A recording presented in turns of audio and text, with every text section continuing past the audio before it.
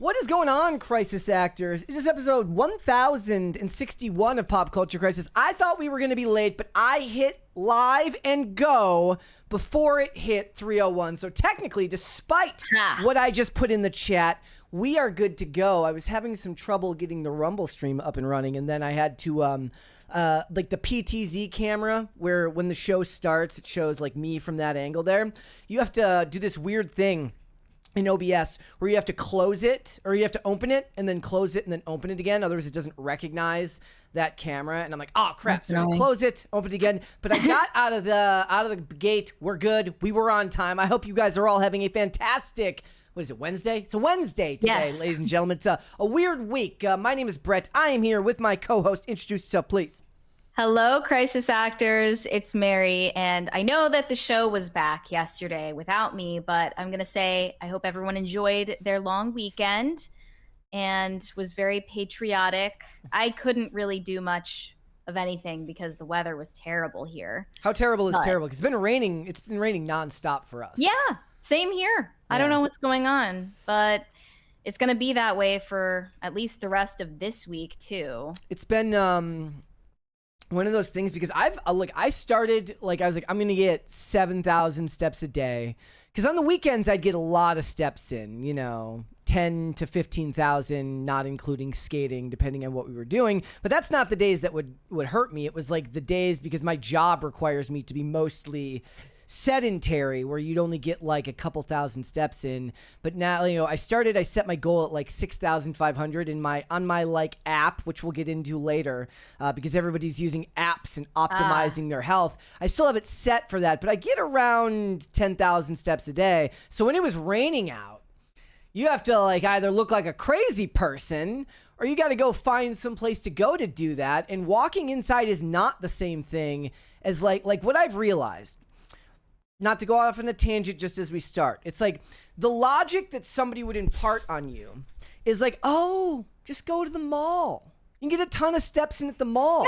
Except for you're doing nothing but stop, start, especially if the person you're with wants to actually go look at stores. Then you don't really do a whole lot of walking. You walk, you stop, somebody looks at something, you walk a couple more steps, somebody stops, and that doesn't allow me to run, because if I run, then I look like a crazy person because I'm running indoors. Yeah, the security guard would probably think you're shoplifting, and then it's just a whole disaster. But it's funny you bring that up, because that's literally what I did yesterday when it was raining. I wanted to walk, so I just went to the mall and walked around for like 2 hours. That's good. Mostly just walking. Like, I did stop in a few places, but I didn't, go to the food court or really do much of anything other than just walking around until it hurt. So that was my move. And I do have a solution for you. Go for it. That I don't think the audience would like very much. Wait, what is it?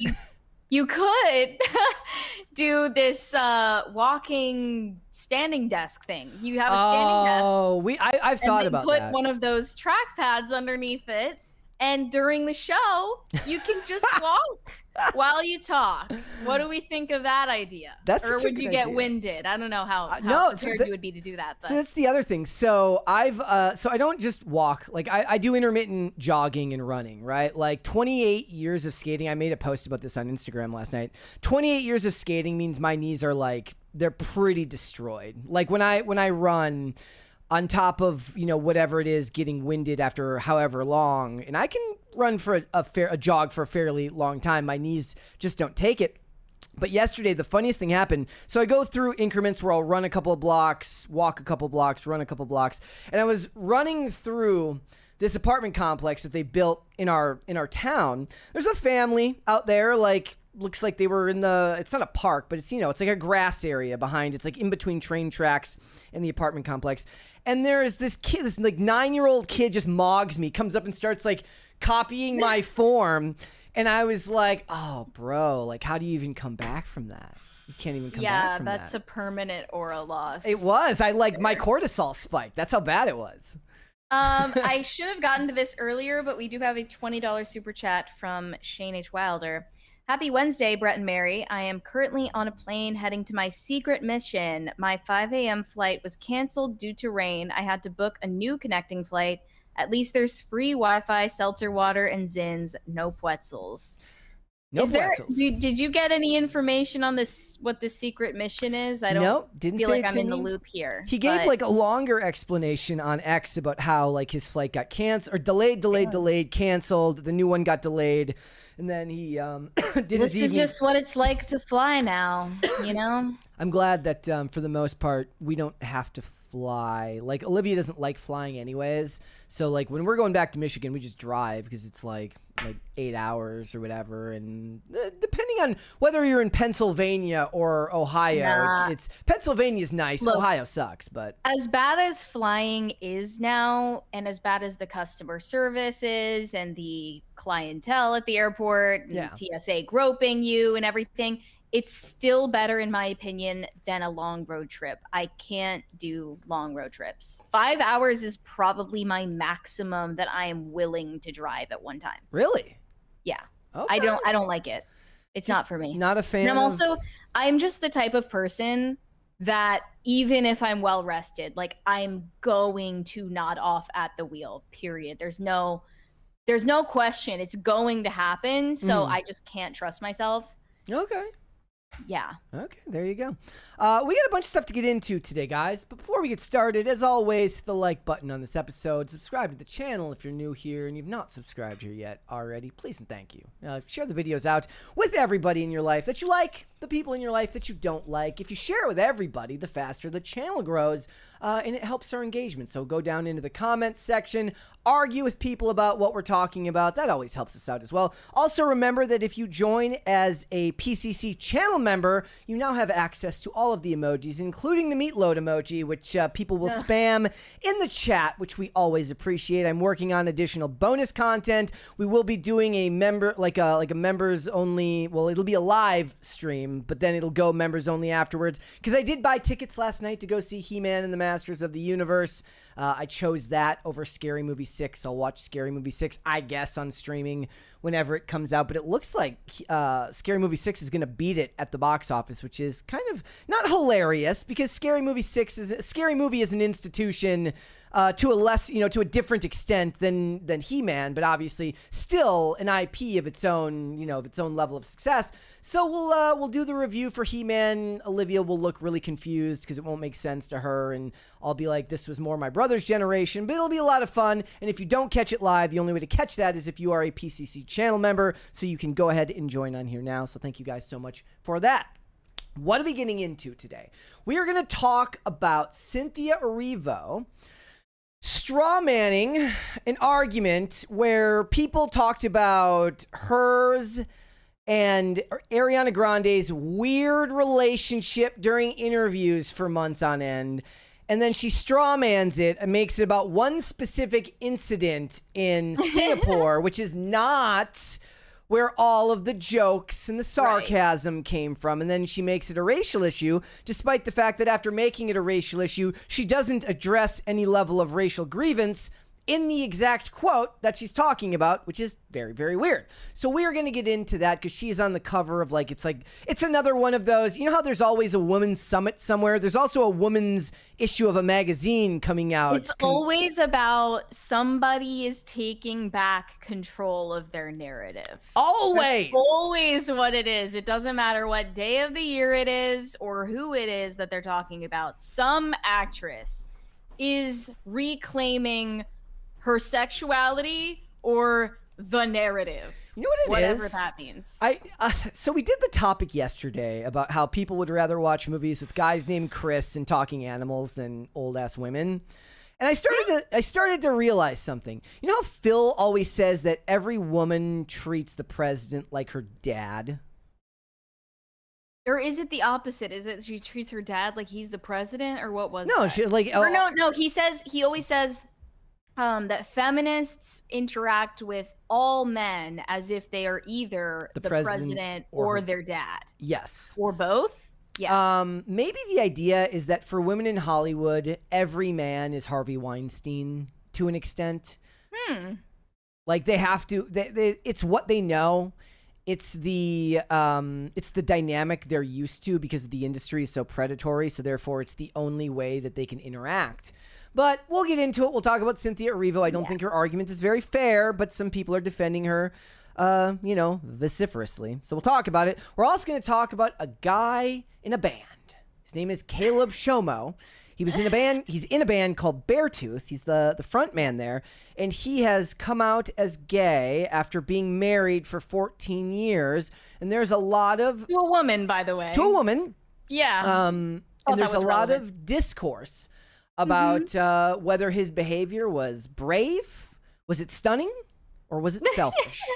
We'll get into it. No, you only have two choices. It can only be stunning or brave. You have no other options. Or both. You have three. You have stunning, brave, or both. Stunning, brave, or all of the above. Those are your options for how to react to this information. And because he has come out as gay, his wife is not really, it's not socially acceptable for her to be upset. So we'll talk about it. Right. Also, we are going to talk about, I think his name is Steven Bartlett. Steven Bartlett. He's he's optimizer guy. That's how I know this guy, because this clip was going viral over the weekend. And I have a little, even my tweet about this guy was in a way calling it a bit weird, because he started talking about A/B testing his life, like his existence as a YouTube thumbnail. But basically, this guy, he drank a couple of glasses of wine, and it absolutely obliterated, it eviscerated the next 3 days of his life. And it caused a whole bunch of discourse to erupt, because that's what this channel is. It's just, discourse. Well, we are having an actual conversation, so I think that's fitting. We that's all we are. We're curating discourse, as far as I'm concerned. So we're going to talk about the optimizers and the wellness bros, and where does it stop being helpful and start being a hindrance to your quality of life? I guess we'll get into it. There's a lot more to get into. If you're ready to go, we can go. Are you ready? Yeah, I think I'm ready to go. Let's go for it then. Let's talk about stealth marketing. So Hollywood studios have begun to realize that hype for movies no longer exists as it did in previous decades. And their solution to this problem is faking it, essentially. Disney is the latest example of that in their promotion for the Mandalorian and Grogu movie. It's the first Star Wars movie in, I believe, 7 years. And the hype is just not there. So they have used other tactics to make it appear as though this is a hugely anticipated project. The numbers that I gave yesterday ended up being a tad high. So the numbers were 100 million domestic, 63 million international. I think it ended up being 98 million domestic, which put it behind Solo, the worst performing Star Wars movie ever, back in 2018. So that made $393 million of 2018 money, which is like $521 million of 2026 money. So pre-pandemic printing. Now, I keep seeing this narrative going around from all sorts of different accounts that are talking about it, that are basically, what the logic is they're not trying to sugarcoat the numbers on this movie. They're not trying to pretend like the lowest IQ people who don't understand how box office works or how return versus risk, works. They're at at their best, the lowest IQ people are saying that at least the budget was lower, so it's not that bad of a job. Okay, that's honest, but I still think a little bit naive. Even at just $165 million for the budget, you still don't want the movie making this much in its opening weekend. But the highest IQ people seemingly are saying that, well, the toy sales are good, the merch sales are good. And I find that to be a really interesting idea. It's like, how can a movie only sell mediocre tickets but make a ton of money in merchandise? Like, is the idea here that they bought a ton of stuff for their kids, but they didn't bring their kids to see it? It's a PG-13 movie. I'm assuming they're bringing their kids to see it. It might have even been PG. I think it was PG-13. But the point is like, that doesn't seem to translate to me. But the point of it is that these companies with big budget movies, especially whether it's $165 million for something like Mandalorian and Grogu, with then a bunch more for its marketing, or something else like a He-Man, they're bleeding sales, and they're looking for any way to make themselves relevant, which is what you call stealth marketing. Yeah, and the latest example of this I actually hadn't seen on my own timeline. You brought it to my attention. Disney is under fire for staging a surprise fan encounter with Pedro Pascal at Galaxy's Edge. So in the video, it looks like he takes off the helmet and all of these, totally flabbergasted bystanders are just over the moon with this massive surprise, right? But then after the video starts making its rounds, people in the comments finally notice that everyone in attendance is an influencer or some, fan creator that they recognize. Mm-hmm. And they were curated for this photo op very intentionally by Disney. And I don't know if this is because they were hoping, first of all, for all of these creators to share it on their own pages. Mm-hmm. But I think it's also because they can't rely on random bystanders to react in the correct way for the video. So they needed these people to be performing at the top of their game, like in tears and screaming and Eric Butts should have been there. If he was, I missed him. No, Eric Butts, for some reason, has not been... I don't think that he's been booked by Disney yet. Can I be honest? Can I be honest? Because that would make his life. I have to be honest. He is my litmus test for how jaded I feel on any given day. How you react to him crying at a trailer.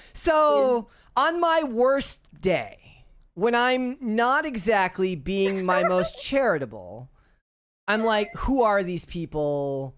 What the fuck? Eat the slop. On my best day, when I'm being more charitable, I'm like, you know what? Doesn't harm me one bit. He can make his money. And if he means it, great. If he's faking it, then that's on his audience for not sussing it out. He's my litmus test for whether I'm feeling like a charitable person. For context, you on your best day... you on your worst day rather is me every day. Yes. Perpetually. I will never take it seriously. At least about this topic, yeah. You know what it is? On my worst day, you eviscerate it. On my best day, I fall into the category of you know what? They worked hard on it. Good for him. Good for them. But yeah, for some reason, Eric Butts was not there. He would have been actually stealing the spotlight if they did invite him. Yeah. But yeah, this was all a curated moment. And no Star Wars theory, I noticed. These influencers did not know that they were going to meet Pedro Pascal that day. They only knew they were invited for some kind of specialized content experience by Disney, which is a special thing in and of itself. But they were actually taken by surprise. So it wasn't totally fake and scripted. But I'll tell you what is scripted. There's a lot of this user-generated content about Mandalorian and Grogu that is going viral on Instagram Reels, YouTube Shorts, and TikTok, where people are putting out their reviews of the movie, which are all following the same exact bullet point script. Mm-hmm. So the format is something you've seen before. Someone recording themselves, in the theater or in their car or something, and they have a audio, and overlaying them on screen is a caption of this long paragraph, multiple paragraph long caption. And all of them say the exact same thing. It's, if you were thinking about watching The Mandalorian and Grogu, just don't. It is single-handedly the best movie I have seen in years. I laughed, I cried, I almost threw up twice. I've seen it 6 times in the past come on. days. I have spent $75 just in tickets. It's all I think about. I had a dream that I was Baby Yoda. Okay, it's taking over my life. If this is a bullet point and somebody wrote this for them, they don't know how to do it in a way that's actually believable to people. Even if somebody believes that what you're saying there is true, you just come off like a crazy person. You don't come off like a fan. Now, the people who are I saw Michael for the 7th time in 4 weeks or something like that. I've seen that from people who have said they've gone to see Michael several times, but we're not talking about opening weekend. Like maybe they saw it twice on opening weekend, another time throughout the week, and even then it's kind of like you're a little bit of a crazy person. But it's more believable. Skeptical now. I'm skeptical of literally everything that I see now, because I even know in the case of the Michael biopic that they were one of the clients of these clipping firms that manufacture virality. And I learned more about this from but that doesn't an article necessarily in... Like, does the clip, but that means, like, I'm talking about tweets of people saying that. It doesn't seem like the purview of these agencies who are paying for people to clip would be getting people to say things like that. It's like they'd be clipping stuff relevant to the material to flood the zone with their content, not necessarily paying influencers to say something specific. Or am I off base there? I mean, it is all across every platform, but you're right that it's the majority of it is on vertical video. Yeah.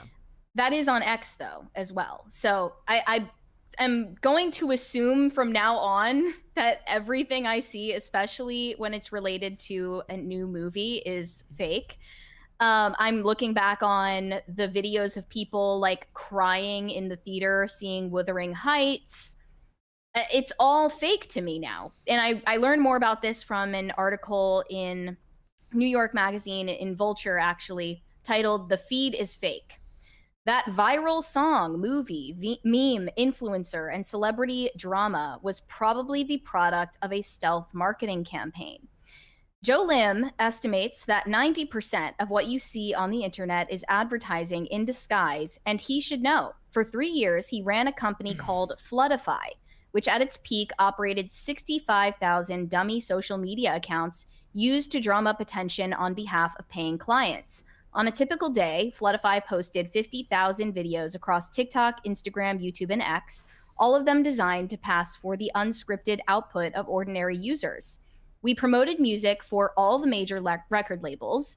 We worked with a top 5 celebrity I can't name. We got 40 million views for an artist with just 100,000 followers.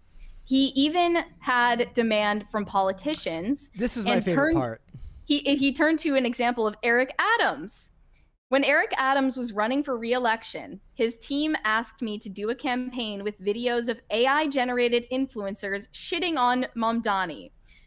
Lim says that he turned down the Adams job, not out of principle, but because a consultant working with the campaign stopped replying to his emails. See, this is my favorite part of this. My favorite part of this is that they are basically tornadoes or hurricanes. They don't really care what's in the way. They'll work for either side. This is how Hollywood actually managed to stay neutral back in the day when they would do storylines about bad people or politicians. Oftentimes, they were not bad because they were politically or ideologically bent to one side. They were greedy and they just wanted to make money, and that's okay. Yeah. You know what? Yeah. That's fine. I'm perfectly happy with that. If this guy wants to do Justin Bieber on one side and Diddy on the other side, you know, that's just his job. Right? The point of this kind of marketing is that nobody is supposed to notice it, but lately the machinery has started to show. In March, Jesse Corin and Andrew Spellman, co-founders of the digital music promotion agency Chaotic Good Projects, gave a live interview to a Billboard reporter at South by Southwest, in which they breezily described using sock puppet accounts to manufacture enthusiasm for artists at every level of the music industry, from major label pop stars to niche indie acts. Spellman called the practice trend simulation. His motto, "Everything on the internet is fake." And Chaotic Good's interview went viral the old-fashioned way, by making lots of real people mad. Some were appalled by the cynicism of the company's pitch, others by its client list, which included indie artists whose popularity fans preferred to imagine spread organically. Most of the outrage focused on the Brooklyn band Geese and its frontman Cameron Winter.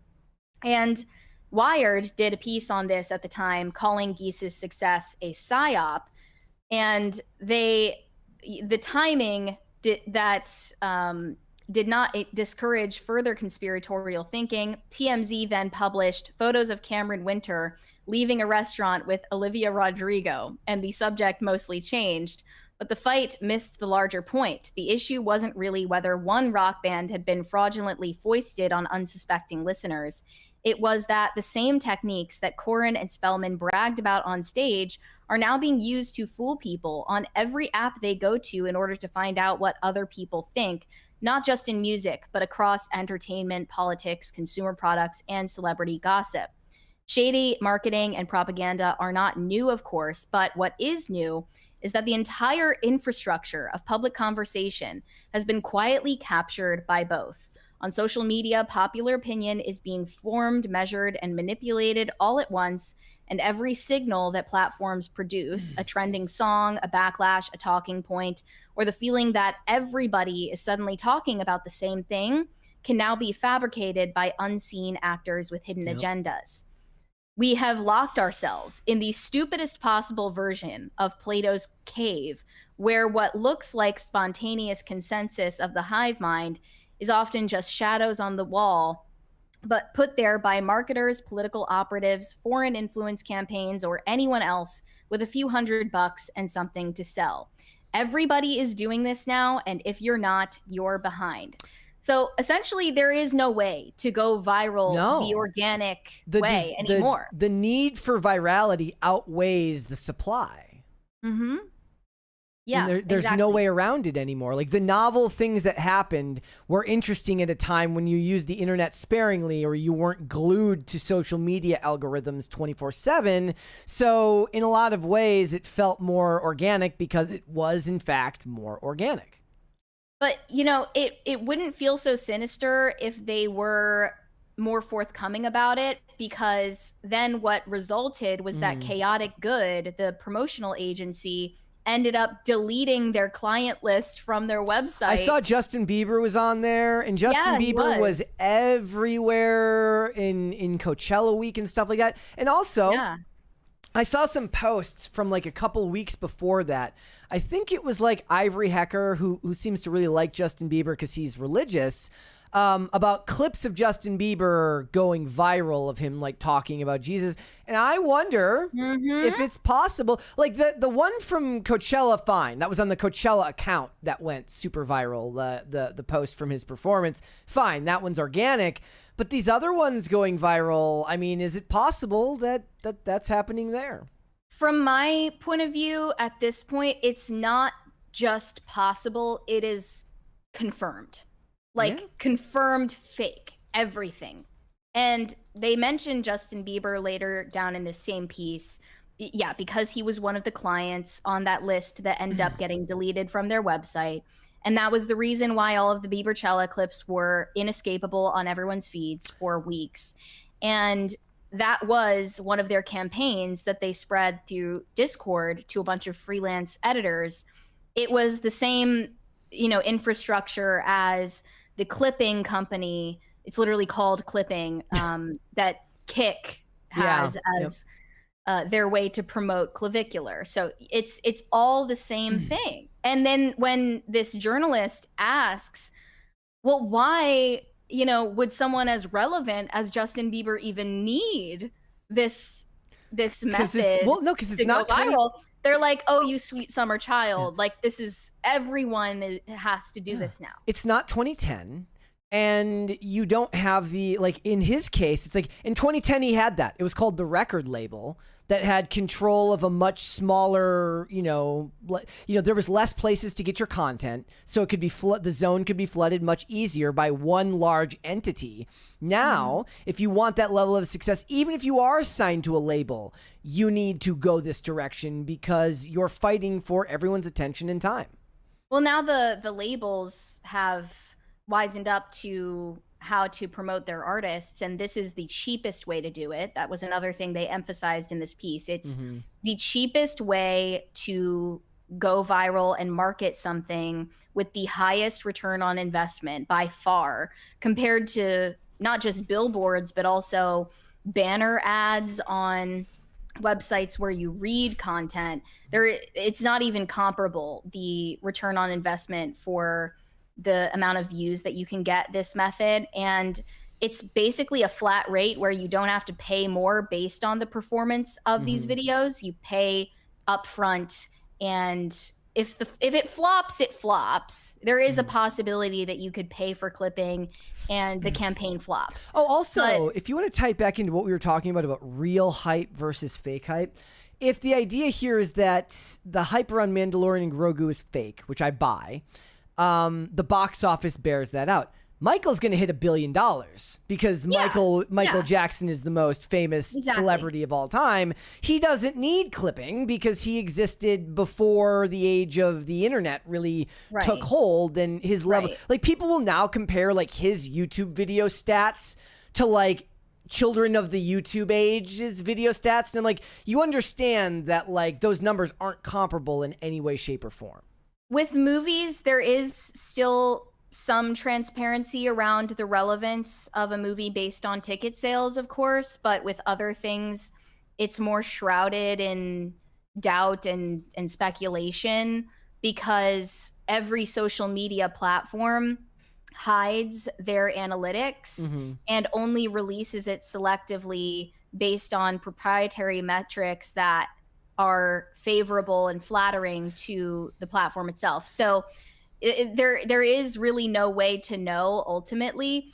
But I just listened to Matt Walsh talking about something related to this. He was talking about, I think, Phantom Menace, and how back then you couldn't just go to YouTube and watch the trailer. No, trailers were an experience that you had to find either at the theaters or on the VHSs of the tapes you bought. So what people ended up doing was they started buying movie tickets for other movies just to see the trailer, because that was the only way to do it. And when movie theaters noticed that this was happening and people were walking out of theaters before the movie even started, they would offer them an additional opportunity to watch the Phantom Menace trailer after the movie they paid for finished. But I mean, it was a good thing for everyone in the industry, because at least ticket sales were going up across the board. Trailer Burned Oil says you could watch trailers on TV. Yeah, but they weren't the same. TV spots are not the same thing as a full-length trailer. And you couldn't rewatch it. It was and people, of course, were going to that was a big part of film early it YouTube. And like spread it bootleg style across platforms at the time. But it was much harder to get access to it. That was a very big part of early YouTube, the ability to watch trailers on demand and then rewatch trailers. And music videos. And music videos, yep. Hence why, MTV is no longer the juggernaut that it is. Yeah, it's a sad existence. All right, let's move on. I've got some sad news for more people of my generation. Yeah. Yes, yet another famous name has joined the list of aging actresses to join OF. Tricia Helfer, formerly of Battlestar Galactica and more recently Lucifer, has announced that she is joining OF. And it's just another sad example of not only the state of our culture, but also the state of the industry in general, that you can't make what they consider to be a living wage anymore as a working actor or actress. And you'll find more success, ironically, on a platform like OF. And here is the full piece from People. They exclusively broke the news. Tricia Helfer is in her take charge era. About a month ago, the Lucifer and Battlestar Galactica alum, age 52, launched her OnlyFans page.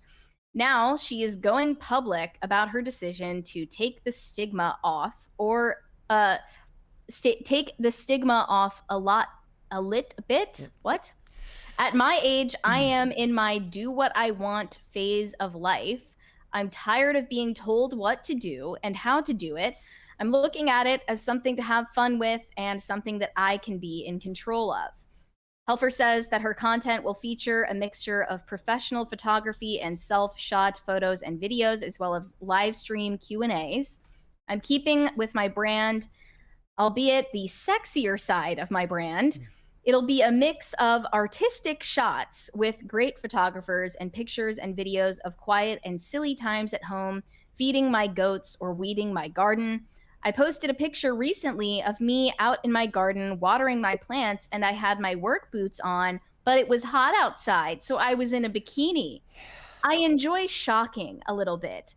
Would I shock my parents with the images? Probably, but they saw me in Playboy and they appreciated why I had done it. My passion is my job as an actor, and I'm using this platform as an extension of my creative, fun, and flirty side. They all seem to be written by the same guy who wrote for Penthouse Forum back in the 90s. Yeah, yeah. They say that Helfer first started modeling at 17 after being discovered in line at a movie theater by a modeling agency scout. She started in high fashion and eventually posed for brands like Victoria's Secret. I'm certainly not shy in that department. Even now, I have a nude in the Lisa Gallery in Los Angeles, and it's actually been up there for a few years. After doing shoots for publications like Maxim, GQ, and Esquire, with no control or compensation, Helfer says she had an eye-opening experience shooting on Playboy in 2007 to promote her sci-fi series Battlestar Galactica. I got to choose the photographer, and I had a photo approval, and I got paid. I chose to keep it higher end in keeping with my brand. I see OF as an extension and a modern-day growth from those types of press outlets from the past. Since her soft launch, Helfer says she has been pleasantly surprised by the fans' response. Most people I've talked to have been very supportive. I've had a few people that are not involved with my page be concerned, and rightly so. I'm not saying there shouldn't be concern, but I tell them, hey, this is what I'm doing. I'm in control of it. I don't have to post anything I don't want to post. I'm not being pushed into anything, and I can shut it down whenever I want if I decide to. Am I pushing some of my own boundaries? Probably, but I have to press the upload button, right? So, all right. The thing with all of this stuff is, depending on where you fall politically, like as far as whether you're a conservative, how liberal you are, how libertarian you are, this lady, this is not an act of desperation from this woman. She's got money. I see this as she doesn't there's nowhere along the line for this whole process that she feels exploited in any way, because this has been her reality for over 20 years.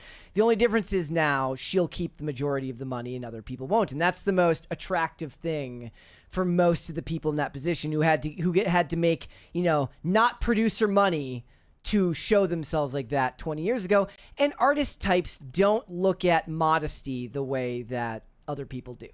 They just don't.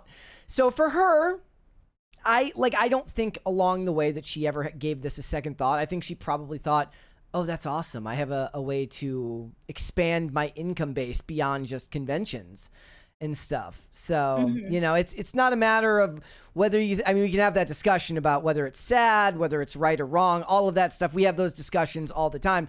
But her response is too businesslike and too matter of fact for me to pay any mind to be worried about it. No, I don't think of her as a victim or I wouldn't even compare this in any way to like, you know, someone being introduced to the idea of joining OF in the 17 years, the 17-year-old waiting like even 24 hours after turning 18 to launch this page, or being a former child star doing this to remain relevant, like Piper Rockell or Lil Tay or any of those people. She was taking a much bigger risk when she was the 17-year-old in line at a movie, and a guy's like, hey, you want to join I'm a photographer. Right, like exactly. That's just, you know.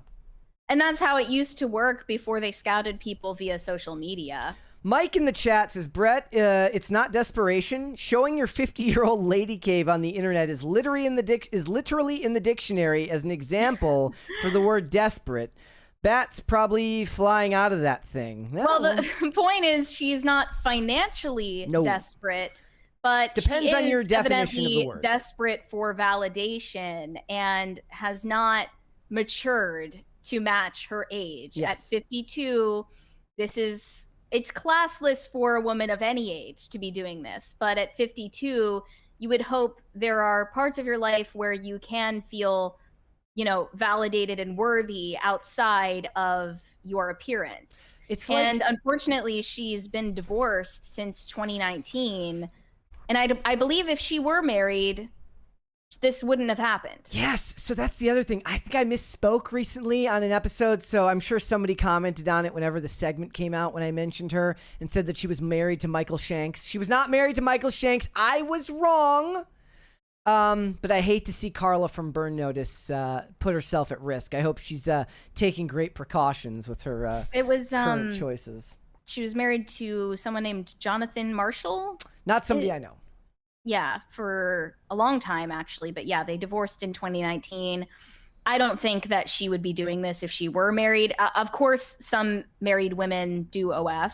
And it's usually because that's, that was a feature of their lifestyle before and during that relationship, not something that they sprung on their spouse out of nowhere. There's also a discussion that could be had, perhaps if somebody wanted to, about the fact that for a lot of the really, really gifted or successful genre actors, sci-fi conventions are a huge source of income for them. And that breaks down a little bit differently for men and women on where the appeal is for them as they get older, right? So men who make it big as a genre actor, a character actor, or a sci-fi actor, they're going to be looked at differently as they get older than a woman is. Differently in a good or a bad way? I don't know if it's bad. I think the idea would be that even as she's getting older, depending on how respectful they are to her when they meet her at these conventions, how do they feel about that? Because a lot of these actors end up doing those conventions. It's a very good way to make, additional income. This is something that happens with a lot of pro wrestlers and actors who work in superhero shows, not necessarily movies. They end up doing conventions, which can, you're putting yourself at a lot less risk to put up the photos on OF than you are going to a convention and getting Grabby McGrabberson when he comes to take a photo, when he pays you $100 to take a photo. Well, even like now, if you go and check her link tree, which is a red flag if you ever see a link tree in someone's bio, you will still find a link to buy tickets to one of these fan conventions where she'll be attending to meet fans. And I think that introducing the OF is going to change the type of fans who come to meet her in the worst way possible. Because this is only encouraging the worst impulses of parasocial fans. By the way, this is her bio that I don't believe for a second was written by her. No, and not it at all. Sounds exactly the same as Shannon Elizabeth's and Jamie Presley's. She said, "I've been focused on what I should do and shouldn't do, and now I'm ready to just be me. So come on in to see the more personal, silly, sexy, kick-ass tomboy sides of myself. Exclusive photos and videos, direct chats with fans, and unfiltered glimpses behind the scenes. I'm in my take charge era." Other than the take charge era part, it could have been written in a Playboy centerpiece 20 years ago. So you can currently subscribe for $14.99 per month. 3 months for $40, 6 months for $72. She has 64 posts on her page currently. It's pretty fast. It's a lot. Yeah. Well, I guess this was a month after her soft launch. She didn't do it hard launch with the way that Jamie Presley did with the full press release and a statement from her manager and all of that stuff. But I'm sure that the actresses who are going this route have a management agency behind them. Yes. Because even then, they have no idea what they're doing. Yeah, like even then, it's like, so it's not even really as free as it was, as you think it is, considering like back then, yeah, you had to go to, when she said she posed for Playboy. Like, yeah, you went and you did Maxim magazine spreads, and that's probably what a lot of it is. is the interest from men for Maxim magazine photos is apparently still there. And in lieu of those things being a thing anymore, because somehow it's considered sexist when a man or a company runs it in the foreground and then sells you a magazine on the shelf. It's different when an agency runs your platform behind the scenes and gives you the fake idea that this is all theirs and not somebody else's. It's the same supply meeting the demand that was there 20 years ago, probably and obviously for people that were that lady's age when she first debuted. Yeah. But as this relates to the mainstream acting world and, acting money drying up for a lot of these people, I did go and check her IMDb. She has plenty of credits in recent years. Oh, yeah. There were 6 episodes from 2025 on the Tomb Raider series. That's not even out yet. So, video game. Tomb Raider. It says this, a TV series, Tomb Raider, The Legend of Lara Croft. Oh, it's animated. 6 episodes in 2025. Oh, she was in Primitive War. I never got around to seeing that. Hello, Beautiful, also last year. There's only 1 credit from 2024, but several from 2023, 2022. She has been working consistently this entire time. And for some reason, those paychecks are just not cutting it for her. And by the way, this is so typical for some reason. I've tried to figure out why, but bimbos love animal advocacy. Like, this is just such a thing that recurs over time. I've seen this as a pattern of behavior. She is now planning to donate a portion of her OF earnings to charities that align with her longstanding advocacy for animals. She says, animal charity specifically has always been close to my heart. I've done it at least for the last 20 years. So if I have any success with OF, then it will actually help me be able to donate more money than I already do and stay involved in ways that I already do. This isn't a bimbo thing. This is an actress of a certain age thing. This was the performative activism of the women of the early 2000s. Yeah. It would be up there with chaining yourself to a tree to prevent deforestation. Like, wasn't Pamela Anderson one of the major PETA ambassadors? That sounds right. Am I imagining that? That sounds There was like right. a huge trend of, posing in a faux fur coat with no shirt underneath. And this is one of those things where when I see like a younger actor or actress talk about animal activism, I'm like, throwback. Good for you. It's not the most annoying way to be an activist by far, but still, it's just interesting to me. I think they identify with the animals, to be honest. I think they feel like caged animals in a zoo exhibit, and that there's a disturbing similarity to being an OF model.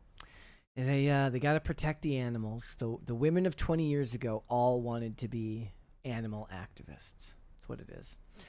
All right. What would you like to see, the cringe or the cute? Let's see the cringe first today. Actually, this is a Michael Jackson video. It's a bit of a throwback to one of his interviews from back in the day. All right. Here we go. Here we go. Where did that hee thing come from? It just comes out of singing. Wait.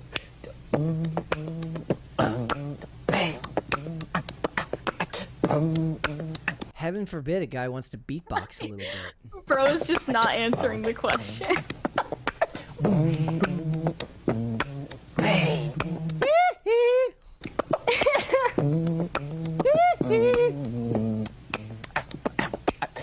I gave my money, I gave my time, I gave her everything in life one heart could find.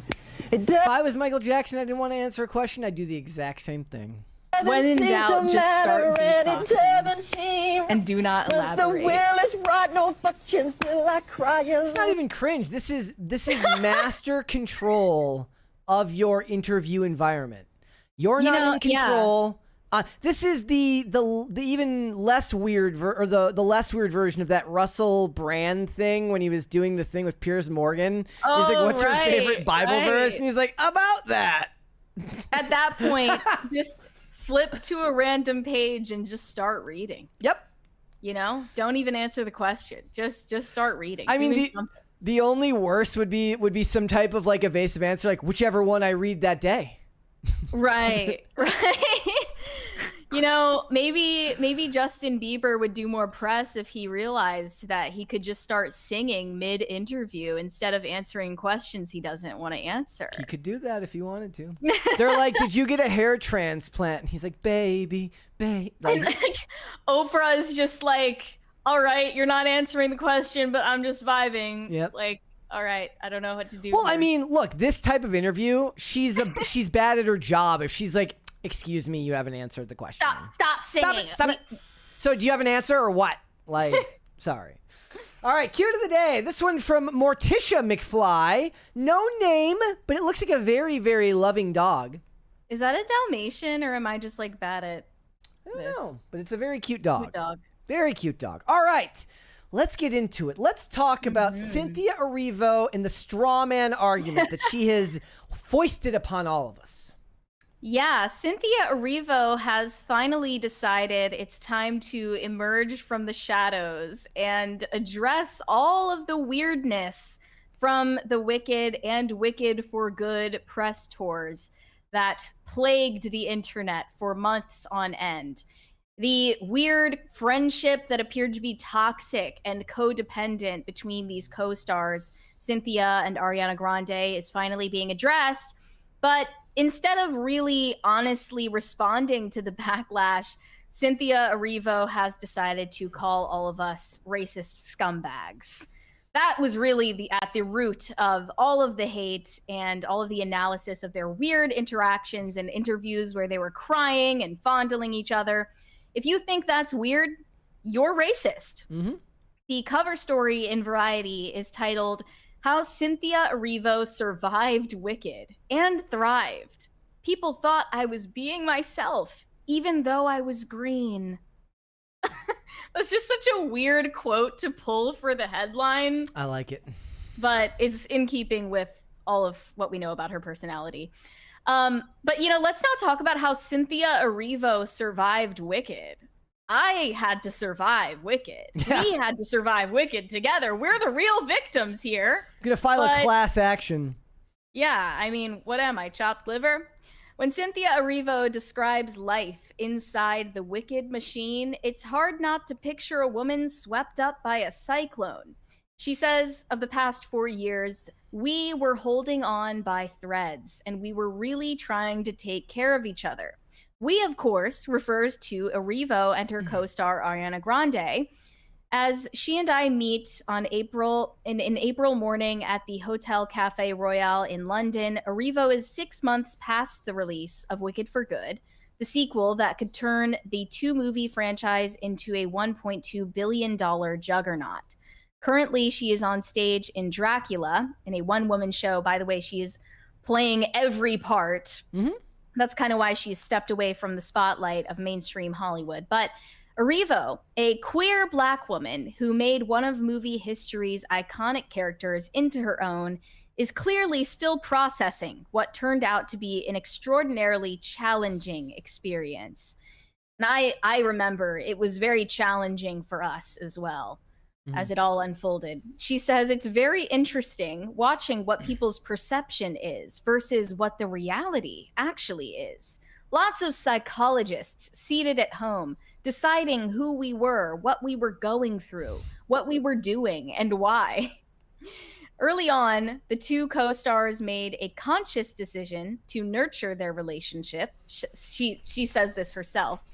During their press tour in November 2024, they did almost all of their interviews together and leaned into matching red carpet cosplays to reflect their characters. And their friendship was endlessly dissected online. I think that people didn't really believe that we were actually friends. Wait, so But that's also because people don't know me very well. If I'm a friend, then I'm a friend.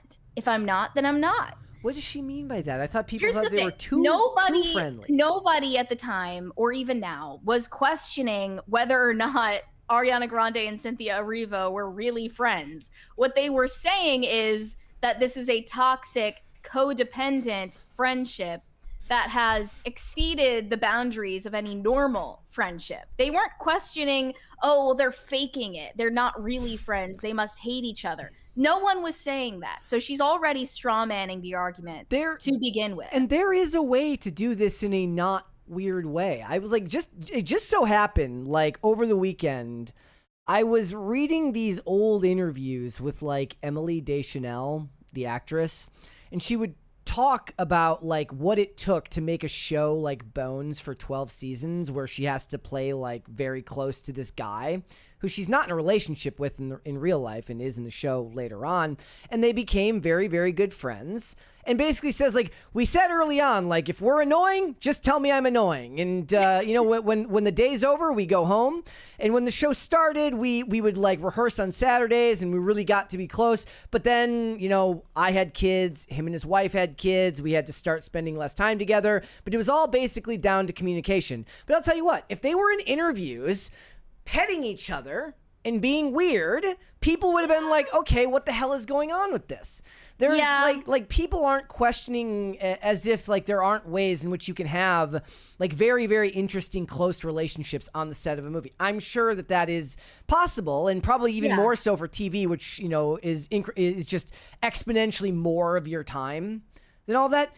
But it was performative art nerd weirdness that no normal person thought was okay. And if the spoiler alert here is that she starts comparing it to this incident in Singapore where a crazed fan like came up to them and she got super defensive, and she's saying that incident is what everybody had a problem with. Yeah, that was actually at one of the premieres for the sequel. And this conversation about their relationship on camera was going on for many, many months prior, but she doesn't choose to address that. She's playing dumb, and she expects the audience to be gullible enough to believe her version of the narrative. Or forget everything that happened before. So all those people that made the skits came up with the same weird stuff out of nowhere. Not how it works. It's not taking ownership of it. It would be cooler, honestly, if she sat for this interview and said, yeah, we were playing it up and everybody fell for it.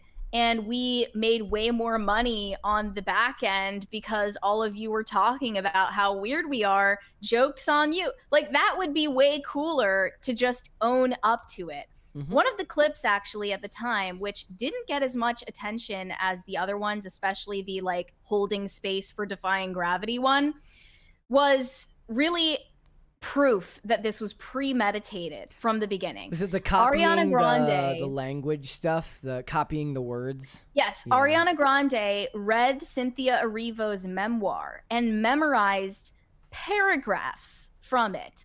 And unknowingly to the interviewer in that scenario, Ariana Grande was delivering it word for word as her own answer to a question.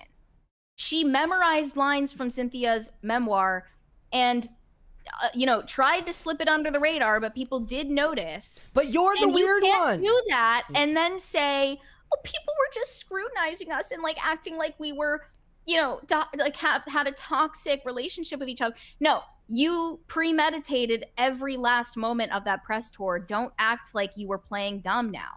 So there is a sense, they say, that Cynthia is not unreasonably shielding an inner layer. And why wouldn't she? Not only would it be a way to cope with the intense scrutiny that arose during Wicked, but it lends itself to the job of being an actress, I suppose. It was perhaps inevitable that the obsessive interest in Cynthia Erivo and Ariana Grande would turn into something darker. Maybe it's because audiences really were confusing Cynthia with Elphaba, who is scapegoated and banished from society in the films. Maybe it's because by the time 2025 rolled around, both Wicked and its leading ladies felt a little overexposed, considering they had started promoting the film a full 9 months earlier when Erivo and Grande presented together at the 2024 Oscars. Or maybe it's just because the internet loves a backlash, especially when it involves cutting a woman down to size. Like, It's just you're rewriting history in real time. I am not going to stand for this. So, of course, she zeroes in on the Wicked for Good premiere in Singapore, where this crazed man who is notorious for doing this at public premieres, he's done this before, he runs over the barricade and appears to tackle Ariana Grande on the red carpet. And this is how she, tries to reduce the entire controversy into one singular event. So here's what she said. I think that we haven't really come to terms with the insidious nature of how we view Black women. And I'm sure people will read this and think, oh, for goodness sake, it's not about that. But it is. Because that's what was being made fun of. It was my physique. It was my shape. It was the fact that I was bald. It was about what I looked like. None of those because things. Of that, there was this assumption that I was bigger than my co-star. And so I had to be controlling or protecting. And that was my role. I would hazard a guess that it would not have been the same had it been the other way around. Your physique is not your skin color. Your shape is not your skin color. Your hair or lack thereof is not your skin color. None of that is your skin color. And even the stuff about you being protective or bigger than your co-star isn't because of race. It's because your co-star looked like a toothpick that had been cut in half. Well, they both did, honestly. I think they probably had like a the point. Weird joint eating disorder, to be honest. The funny thing is I actually, one thing that I love the fact that this photo exists. She has a very unique look, and it would actually harm her to get any level of surgery or try to change herself, because she has such a unique appearance that she will be able to get roles forever, because Hollywood loves somebody with a unique appearance. Somebody was showing photos of her earlier from back when she had like long hair and she was trying to look in a more traditional fashion, and all she does is kind of fall by the wayside, blends into the crowd. It's like what's going on with singer lady who wears the makeup now, Chappell Roan. When she was just a regular pop singer, she blended into the background. Once she distinguished herself, she created a look for herself. So no, I reject the notion that it was because you were of a certain race. It's because you two were both acting weird, and your straw man argument about the singular incident in Singapore is BS. And we all have seen the other clips, the one where I believe the director or one of the producers shakes Ariana Grande's hand in a celebratory manner, playful manner, and Cynthia Erivo acts like this man just turned around and broke Ariana Grande's arm. And she starts like petting it and holding it and just like cradling Ariana Grande's arm like it was just like egregiously injured.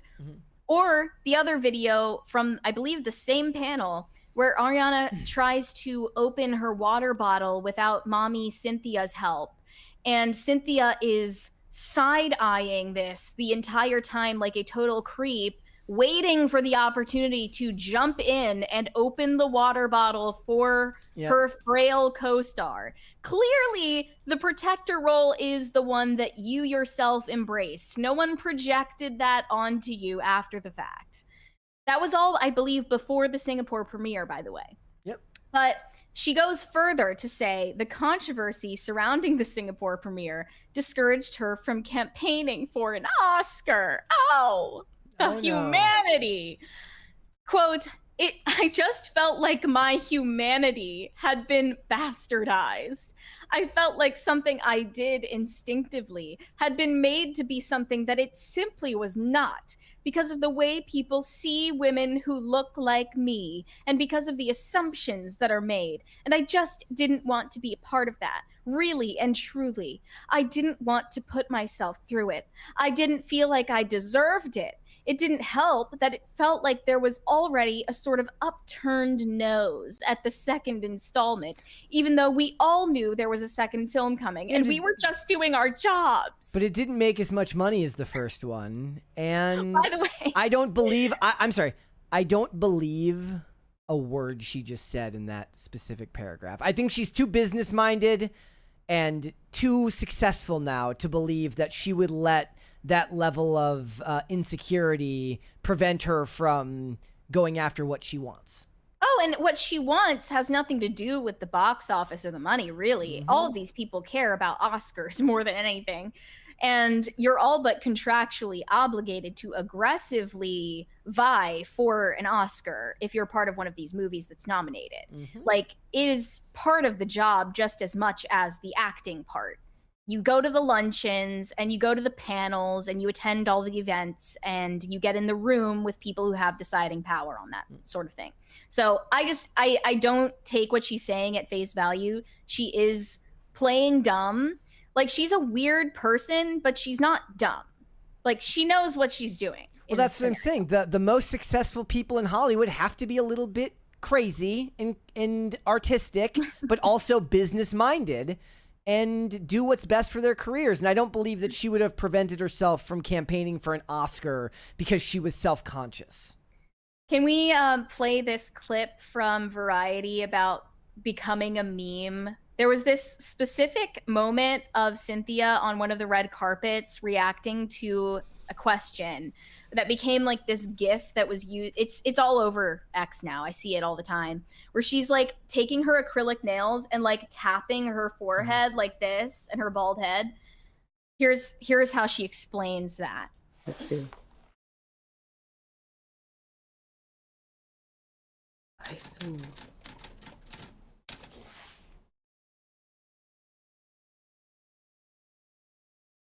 Oh, is it this? Yeah.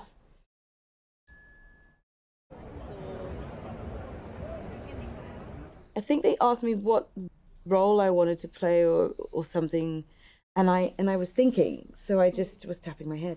I think I don't mean to speculate, but whatever you're on is peaking right at that moment, and you're like, yeah. Were you saying the same thing about the Defying Gravity interview where they were like kind of touching the upholstery and it's very tactile, like you're on.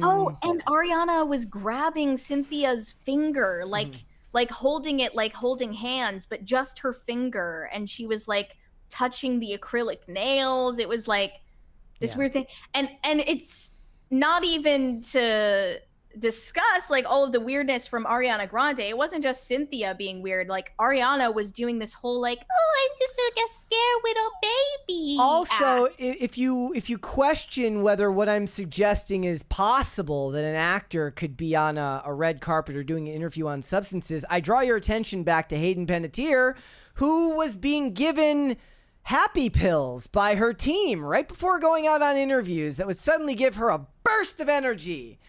Make her very talkative. Did she clarify what those happy pills She said were? She didn't know, which is that was the craziest part. I was like, so you were being drugged. You were being told to take stuff and you weren't looking into what it was. It's just like, why would you unquestioningly consume substances that are given to you by your team has a level of trust with you where you've accepted that they're at the very least they're looking out for you in so much as they can get something out of it, so they're not trying to kill you because they can't make any money off you in that moment. I would at least be like, what are these, you know? A lot of people were saying the same thing about Rachel Zegler's behavior on red carpets, especially the Met Gala, where she was like moving her jaw around in this weird way. Yeah. I mean, I still think that is just her weird idea of what it means to like smolder at the camera. But a lot of people said, you know, maybe it's not that she's on Molly, but she's like probably abusing Adderall on a prescription, maybe. Who knows? It's not uncommon. And back to the Singapore incident, by the way, no one is trying to downplay the seriousness of what happened. If anything, I think that their security should have been scrutinized for not responding properly to the situation, because it is true that Cynthia was the first person to do something when that happened. Security was lagging behind her reaction, and she said she wasn't overreacting. A stranger is a stranger. Personal space is still personal space. It doesn't belong to anyone, even if you feel you know the person. In that moment, we were all terrified. And the guy who did, tackle Ariana on the red carpet had a track record of doing that Yep. for many years. And I don't even think he was properly sentenced. No, after the it fact. was a I very don't know what light the update sentence. was on that. We could probably look it up right now, but it was pretty It's light. bizarre because I know they're very harsh on crime in Singapore, like shocking to a Western sensibility. They like cane people over there. So I was shocked that he wasn't properly brought to justice for what he did, especially since it was a repeated behavior. But look, no one's trying to say that she shouldn't take it seriously when her co-star gets attacked by a random stranger. That wasn't really even part of the discussion. She's just trying to manipulate the narrative after the fact. I don't think that the journalist who interviewed her did a good job of holding her to account for what was really taking place for those months of promotion. During these interviews, they don't take account. They don't hold you to account. They hold space. Yeah. We have That's not the point of the interview is like just it's a puff piece. That's all it is. Yeah, 20 from Shane H. Wilder. He says, just landed. I'll be listening as I drive. If I don't get to the secret location before the show ends, he says, yeah, if I don't get to the secret location before the show ends, love all you guys. Now I'll reveal the secret mission next week when I get back. The mission will prevent me from watching live. Well, good luck, my friend. The suspense is growing. I want to know what's going on. The guy got 9 days in jail. Are you trying to break into Area 51 or something? Or are you going to Little St. James? Like, what's happening? Was that like the last viral, was that the last time we had like honest fun on the internet? It was like everyone trying to rush Area 51. Here's what's happening. Shane H. Wilder is doing a Scientology run and he doesn't know if he's going to make it back. Yeah, and yes, Good luck. the guy got 9 days in jail in Singapore. That's crazy. That is actually crazy. Because I view that as like putting someone's life at risk. Mm-hmm. Yep. Crazy. And he's Australian, so he's not even from Singapore. Oh, you would think they deal even more harshly with someone who's not. Wait, didn't they also like let Bonnie Blue off with like a slap on the wrist when she did some shit there, or was that somewhere else? She wasn't in Singapore. She was. Where was she? It was. Where was she hoeing last? I don't know. Was it Bali? Might have been Bali. I forget now. But yeah, it's a similar situation. You would think. Or it was. Is Bali majority Muslim? I have no idea. I believe it was a majority Muslim country that she was in. But yeah. All right. Let's move on. Let's talk about Calab.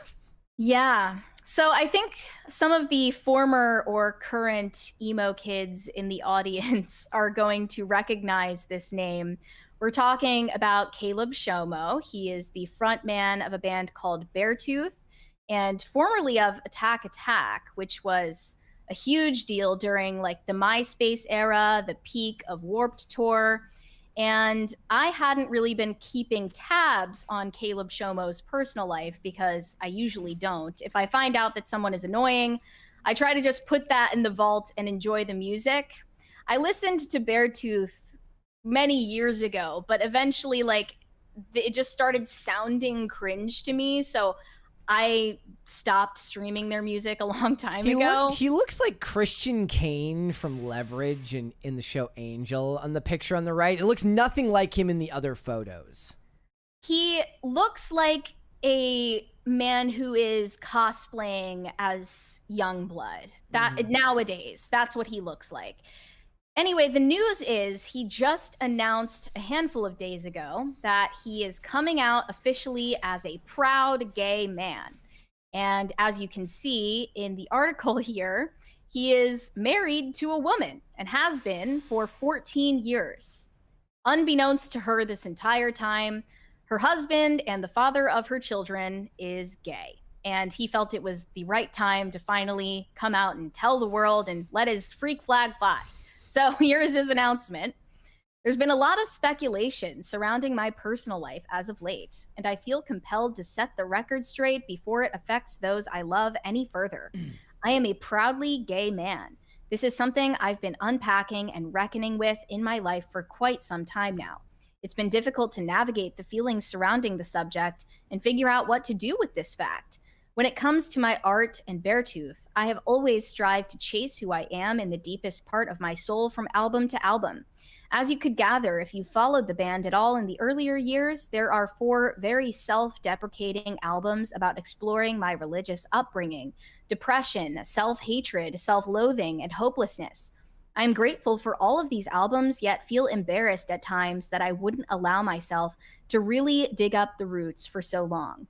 I spent a decade burying feelings with alcohol, and honestly, when I decided to put it down and focus on exploring why I felt this way for so long, it's been a direct path to me reconciling with my sexuality in hopes that it will eventually lead to me experiencing self-love. One thing I decided before I wrote a single note or lyric of the upcoming album is that whatever happens, I will express myself wholeheartedly and fully. Wherever it takes me, I will follow, and I refuse to water any part of it down, from the music to lyrical content to the way I portray myself. I will only do what makes me happy at the deepest level and what is the most honest depiction of who I am. I believe it's impossible to love every part of you when you won't face every part of you head on.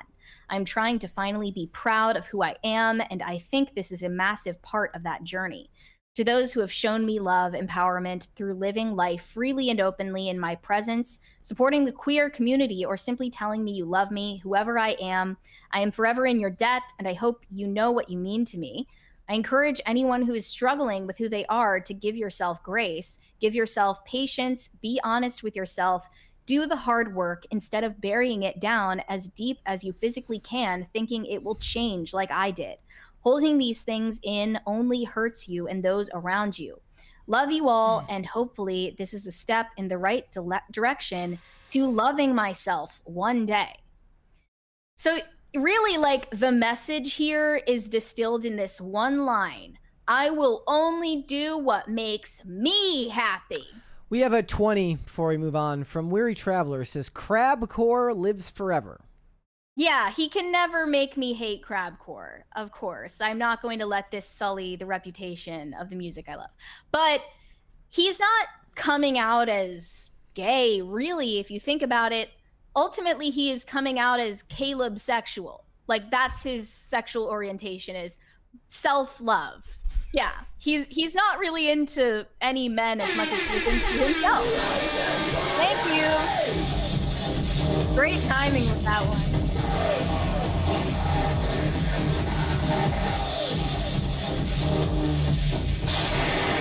That might have been like unintentionally deep.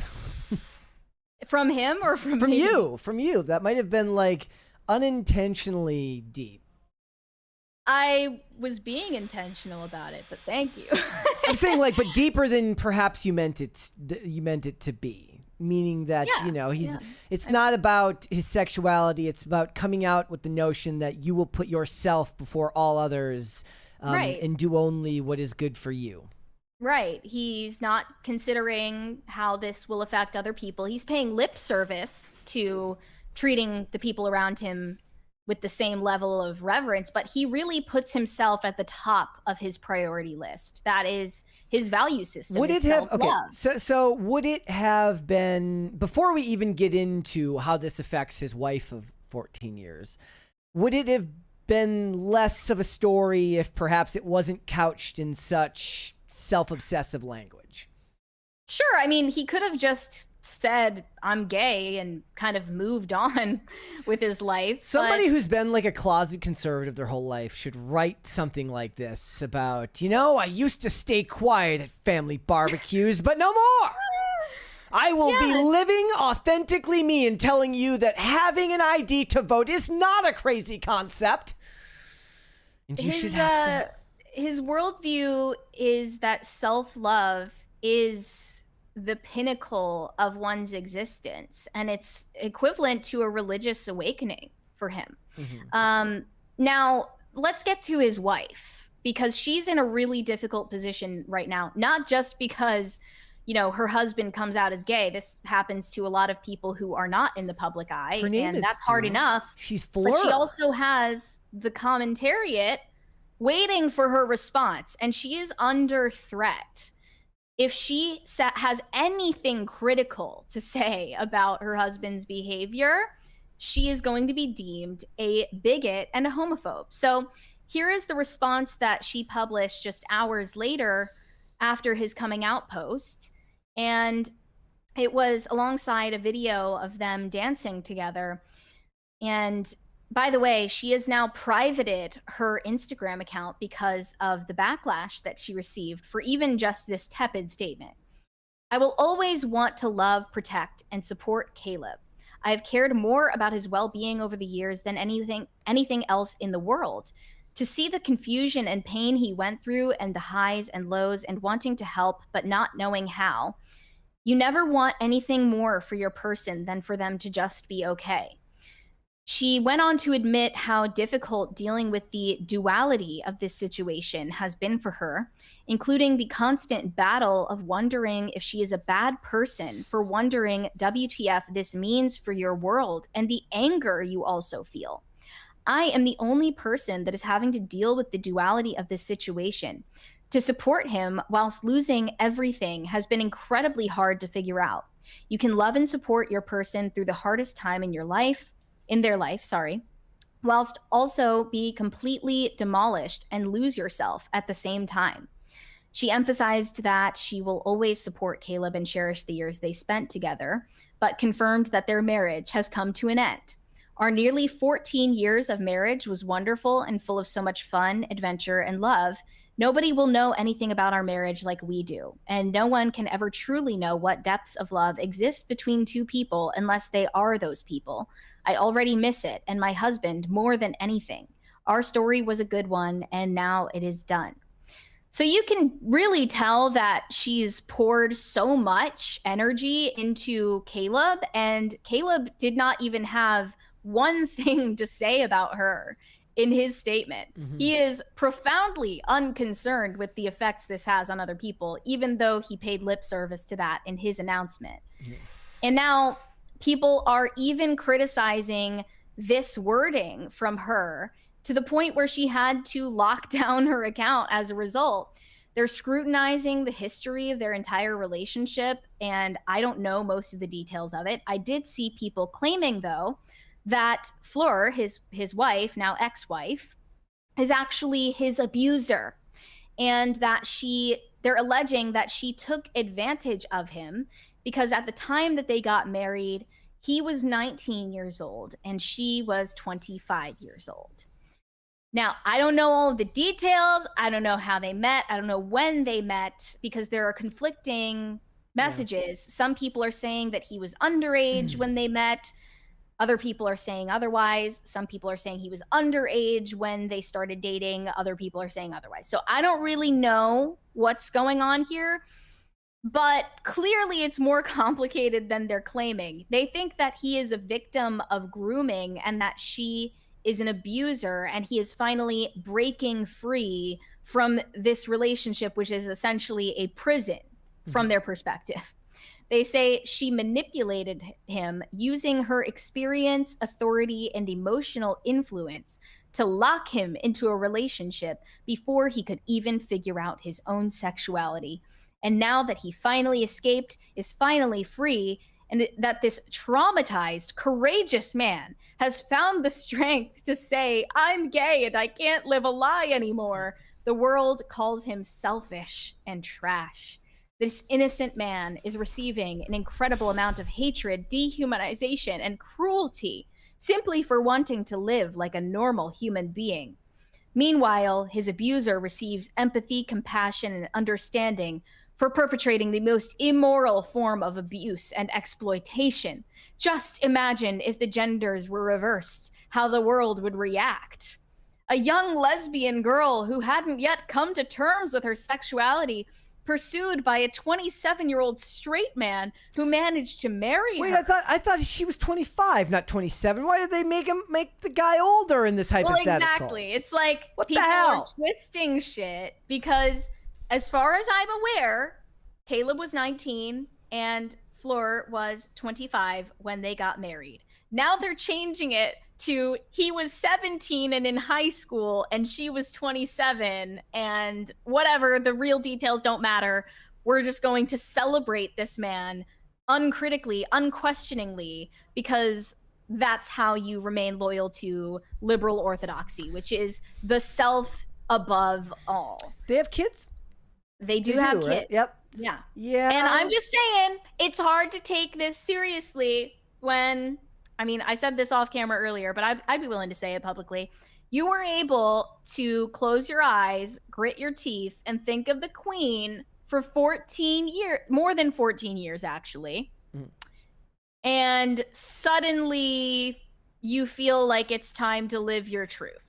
Well, why does it have to come at the expense of someone else's life? Even if you're going through with this and you don't feel like you can live that life anymore, fine. But the letter says it all. There's no respect given for the other people who this will affect, and it's basically a refusal to admit that the people that we spend our time with, the people that we get involved with, you don't get to just exist in some type of like pod. Like, your choices affect the lives of others, and to not even spend any reasonable amount of time talking about what it may do to them, how you know that what you're doing is going to affect them, seems to indicate where his attention is, and it's not towards loved ones.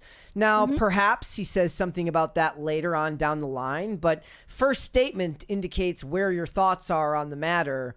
And it's just, the most of what I saw online was not, granted, everybody's in their own algorithmic bubble, was people who were not exactly pleased with the idea that this would be celebrated when they weren't focused on the kids, because I don't think a lot of those people even looked into as far as whether he had kids or not, but just the idea that you would spend 14 years with this woman and then suddenly decide one day, well, that's, I guess I'm done. You've wasted the best, the most, I guess, fertile years as well. But, if she wanted to have more kids, if she wanted to have a different type of family, whatever it was, she's past that now. And that was at your expense.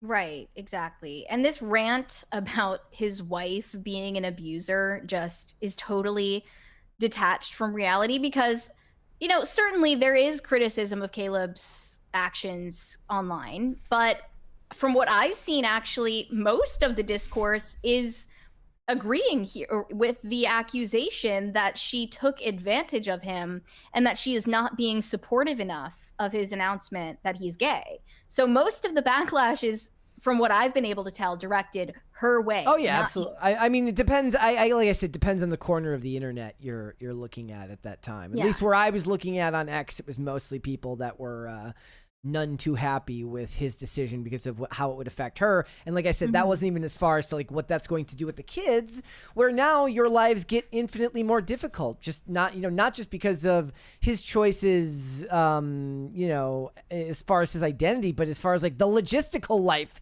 you now have to live. It's going to get very difficult for all involved, and to have such a self-aggrandizing letter as your announcement is just absurd. Right. And I mean, it's interesting because he rose to fame at such a young age that currently he is only 33, but this feels like you fast-tracked your way into a full-on midlife crisis. If you take a look through his Instagram, he is basically cosplaying as someone half his age, and he's experimenting with makeup. He has acrylic painted nails. He has like plastic nails that he's flaunting in every photo. He's like constantly not wearing a shirt, and he's like performatively smoking cigarettes in all of these carousel posts. And he's honestly, like, he looks like he wants to be Youngblood, who isn't even that cool anyway, but has at least slightly more of an excuse to be cringe because he's younger.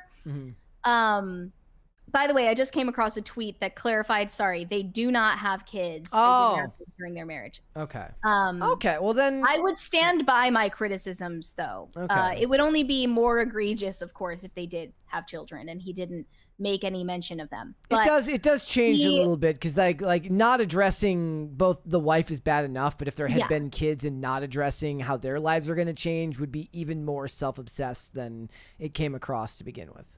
Yeah, he just appears to be in a state of arrested development where that makes act for his age. Well, then the question is, did she want a family and did he put it off because of this? And that's very much possible. Yeah. And now because then he would she's feel like there's even less of an escape hatch. And who knows like how long he was premeditating the end of this marriage as he was processing all of this. I don't know. I don't really believe that it takes that much thought to figure out like, am I attracted to women or to other men? Like, do you need 20 years to figure that one out? I don't know. Well, 14 years for a guy at 19 is a hell of a lot different than 14 years for a woman at 25. As far as like that's very true. Where Yes. your life is going to go. Yeah, exactly. So tisk tisk. Yep. This meeting could have been an email, etc. Congratulations or sorry that happened. Guess I'm I not reading can't. all that. Guess I can't listen to Beartooth anymore. Oh no. Yeah, I just remember that I stopped listening to Beartooth when I started listening to the lyrics more closely, because before I just thought it was like catchy, and then I started noticing the lyrics and I was like, bro, you got to resolve your daddy issues. Like this is kind of a lot to be telling the world. I don't know. I guess that's the point of music, is like musicians especially, they like love bearing their soul that way. But there was something about it that seemed profoundly lacking in introspection. Be like me, deaf in one ear, where the lyrics matter less depending. When I was younger, I paid a lot closer attention to lyrics than I do now, because most of the time I'm listening to music in my bad ear anyways. So like now when I go running, I'm listening to music and I'm like, oh, I didn't know that's what he said there. So I'm just like, bro, you could have just tried to resolve your daddy issues instead of doing all of this. Like whatever this is, I don't want to be a part of it. All right, let's move on. Let's talk about all of the optimizers and how 3 glasses of wine, well, a couple of glasses of wine can just ruin the next 3 days of your life. On a recent episode of Diary of a CEO, host Stephen Bartlett opened up about why he went sober, why he has completely sworn off alcohol for the foreseeable future. And in fact, he retells a story from a few years ago in which he broke that streak. He had a few glasses of wine that night, and he claims that it ruined his life for 3 days straight. Let's hear it from the source. Here we go. It's one of those areas where you don't understand the hidden cost until you really give it up for a while. And I think about my own relationship with drinking, and I stopped drinking at 30 years old. I'm now 33. And I had just drank because I just drank. I'd never ran the experiment of just giving it up for a while. And then I don't know, maybe I was at 31. I thought, I'll have a drink again, because now I could really A/B test it. I had a year of not drinking, decided to have a drink again. It ruined 3 days of my life. I had a couple of glasses of wine, didn't get drunk. It ruined 3 days of my life because of the domino effect it caused. So it meant that I got worse sleep that night. And then because I got worse sleep that night, I ate more poorly the next day because my dopamine system or whatever, the cortisol system was all messed up. Resilience, yeah. And then I podcasted worse. I didn't go to the gym the day after, that day or the day after because of that, because I felt really bad. I then slept worse, and I could track all of this on my Whoop, #ad, #sponsor, #investor, whatever. Hey. Yeah, and I was like, oh my God, those 3 glasses of wine had this hidden domino effect that I must have been living with for my whole life. Dude. Okay. It's one of those. I'm not somebody who, as somebody who does consistently wonder why my body reacts the way that it does to specific things, the idea of saying that you're A/B testing your life it's so algo-brained that normal people are just going to check out on you, bro. They are. Right. Right. And I'm gonna come to his defense a little bit, not about the drinking part, but about the idea that, if you have a front-facing job, and especially if you're vain, and I would argue that anybody who pays this close attention to all of this stuff, it's not just about health. I think that there's a lot of vanity in there as well. You want to make sure that you are at your best all the time, because your opinions, how you translate your information to the world, is going to be judged. And these guys have massive platforms. So theoretically, the idea is like, oh, they get done and they're like, oh, that really sucked. Will most people notice it? No. But he's going to feel that way about it. And if the idea here is like, you don't even really like drinking, you just did it because what the hell? Okay, fine. But most of those choices in there felt like things that willpower could have overcome. The poor diet could have been overcome by willpower. The not going to the gym because you weren't feeling well could have been overcome by willpower. If you're so optimized that the slightest pebble on the track of your optimization throws off the whole train car, then you've over-optimized yourself to the point where it's no longer beneficial to your existence to begin with. Right. Well, I'm going to start off by issuing my obligatory disclaimers, okay? Go for it. No one is saying that you shouldn't take care of your health, that you shouldn't take care of your appearance. No one is saying that drinking comes without negative side effects. Correct. Especially ones that become more pronounced with age and depending on the demands of your job. I'm sure he's a very busy guy and he is in the public eye, so he has to worry about how he looks and being presentable and eloquent. All of those things. So I want to just say, to start with, if this one individual guy, Stephen Bartlett, decides for himself that he doesn't want to drink anymore or wants to drastically decrease the amount of alcohol that he consumes for health reasons, that's fine. There's really nothing wrong with that. But I think what is being glossed over is a criticism of a lot of the underlying assumptions and ideas here. And it's funny, he says that you forget about the hidden costs of drinking. I would say, actually, the costs associated with drinking are very much not hidden. Like, you get a headache the next day, you sleep like shit, you might be nauseous, you get bloated, your skin looks worse, you feel disoriented, you have brain fog.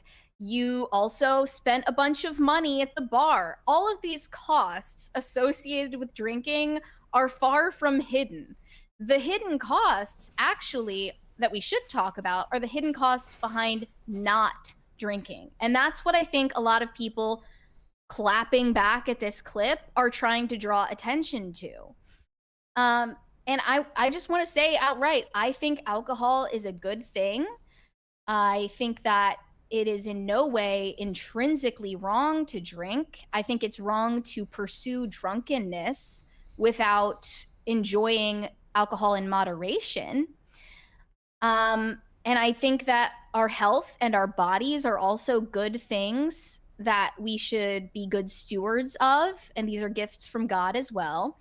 And they can coexist in harmony. Like, these things can coexist and they should coexist. If you are at all able to maintain a healthy relationship with alcohol, I would encourage it, because as David says in the Psalms, it brings gladness to the human heart. And, you know, doing things that are unpredictable and have unpredictable consequences really are what adds to the richness and texture of a human life lived to the fullest. Now, what I don't care for is a lot of the bravado and commentary on masculinity that has swiftly come in response to this clip. And I'll that was kind cite of Matt Walsh. I was going to say that was Matt Walsh's point. Yes. Though, funnily enough, Matt Walsh is so well spoken in the way that he phrases things that it's kind of couched in this weird sort of academic language, which was basically like, but he made a greater point, and we'll get to it, where he basically said, like, the optimizers are like, what are you trying to get? Like 3 extra years, 4 extra years? I've got 6 kids. My legacy will go on far beyond that. But even that is a form of masculinity that he is trying to point out, that it's, though I think that might be a more healthy form for the sake of this discussion. But he did, what was it he said specifically? Here was Walsh's take.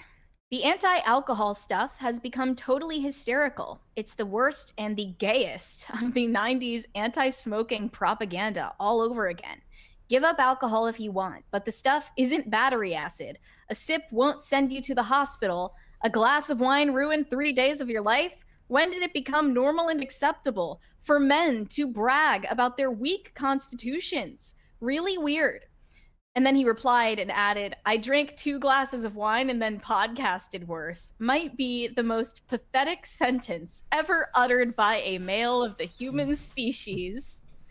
So there was a lot of, bravado and low-key, some flexing in there about how, like, I'm a stronger man than you because I have a stronger constitution and I can handle my liquor and apparently you can't because you're such a wimp. Now, like, that I don't care for, but the point embedded in it, at the core of that take, I do agree with the spirit in it. Like, I think that the hidden costs behind giving up alcohol are worth pointing out. And the underlying assumptions in a lot of the most prominent voices in the online health and wellness community do deserve scrutiny. Namely, the idea that we are reduced to just our bodies. A lot of these people are conflating the entirety of the human person with the body. From my perspective as a Catholic, I understand that the human person is a composite of the body and soul, and we are just as much our bodies as we are our souls. So you are not just your body. And this has veered from a reasonable conversation about taking care of your health and keeping somewhat track of what you put in your body to a full-on obsession, and I would say in a lot of cases a full-on idolatry and worship of the body and self-improvement for its own sake. It's self-improvement as an end itself, instead of self-improvement as a means toward a greater purpose, a transcendent purpose. And you're putting the human body on a pedestal while disregarding the needs and desires of the human soul, which involve community, friends, family. And that does, yes, involve drinking wine with your friends and family. And as one person pointed out, sometimes more than you planned. And that's, of course, not in and of itself the singular thing that makes life worth living, but it is valuable. And they're kind of just throwing that to the wayside without considering, like I said, the hidden costs. So for somebody like this, highly career focused, he's not like, so I don't think it would be a stretch to say that socialization is a means to grow his business in a lot of ways, and that when he spends time with friends, that's he doesn't seem like the type of dude who would need it. I look at all of this and I kind of laughed at all of it because I was like, the macho stuff makes sense because it was mostly Gen Xers being like, we would wake up and drink, we would drink all night before and then we get up and go to our jobs and blah, blah, blah, blah, blah.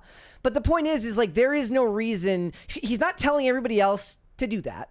He's not telling everybody else that you have to live the way that he does.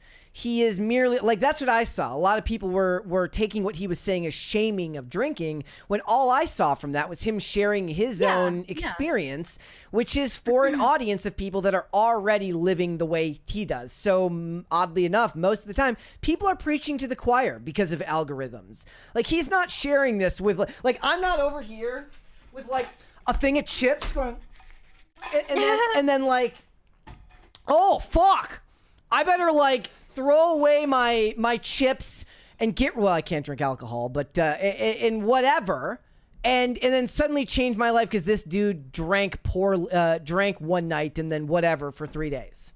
Like, it's just like he's preaching to the choir, and I don't know if this guy necessarily. I don't know if it affects this guy's private, because I'm assuming what you're saying is like he can drink in moderation while he's out with his friends, right? And then have a good time, and he shouldn't deprive himself of that ability to have a good time with his friends.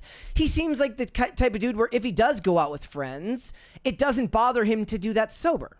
Well, look, this conversation really isn't even about this one guy. I think it's far broader than Stephen Bartlett.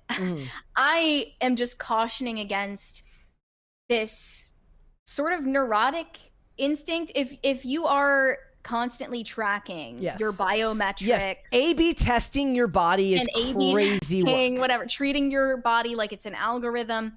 This is a kind of neuroticism that will ironically shave more years off of your life than having a few drinks, once a week.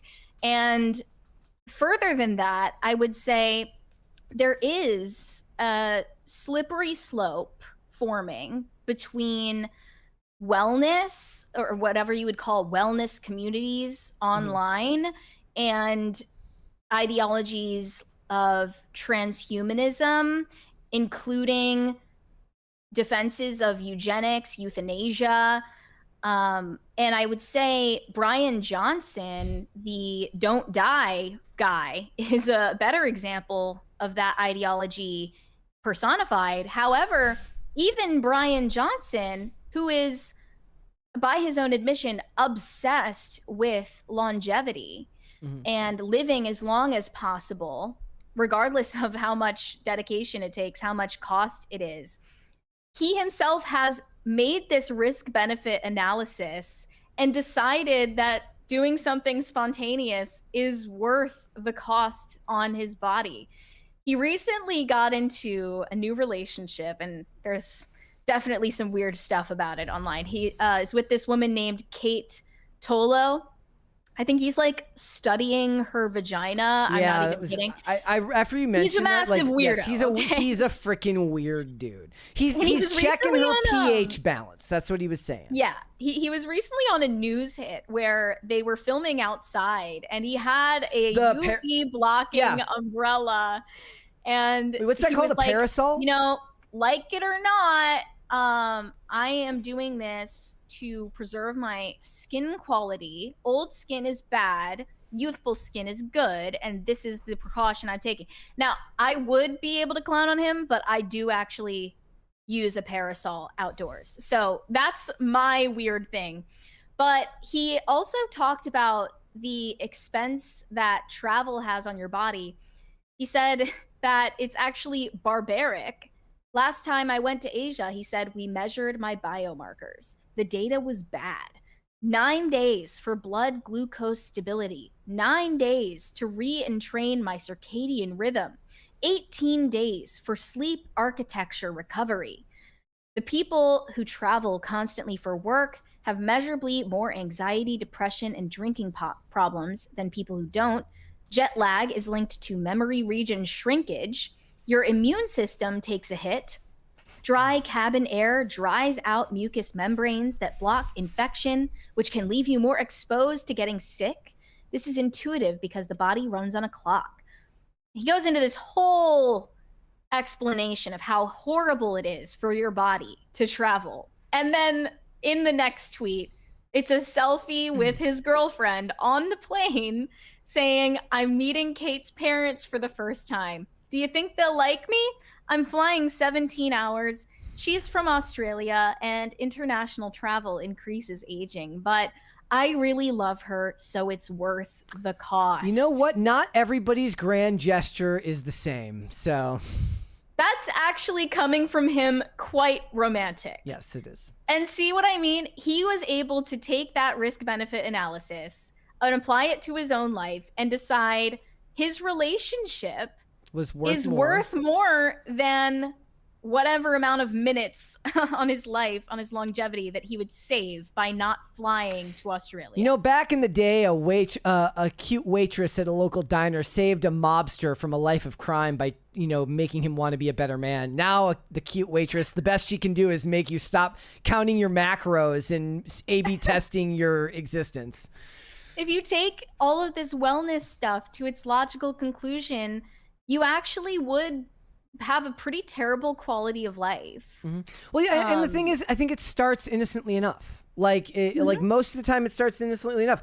I, at one point drank a crap ton of soda all the time, and cut soda out of my diet, and got away from just skating a couple of days a week because my work didn't allow it, to trying to exercise every day and limit my sugar intake, and eat like at a steady time every night to limit like overeating in the evening, which is a perfectly reasonable thing to do.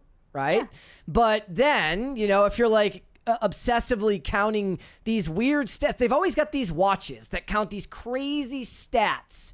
And then they like whenever Tim would talk about sleep number, I'm like, I don't know what a sleep number is. I don't want to know what a sleep number is. I do know for a fact that it is absolutely true that if what I found is if I sleep less, but like if I go to bed later but sleep through the night, I have an easier time the next day than if I go to bed at a earlier time but wake up multiple times throughout the night. And bad sleep, but good sleep for me is like 6 hours. But like if I get poor sleep, I've never had a day on the show. Never once have I ever felt like I was able to articulate everything that I wanted to say in the way that I wanted to say it, and actually felt like I walked away from the show doing well. There have been days that have been on the tip of that. There have been days where I felt like I've made my points decently well. But for the most part, and this isn't a concern that normal people are going to share, but I'm sure most people have had a day.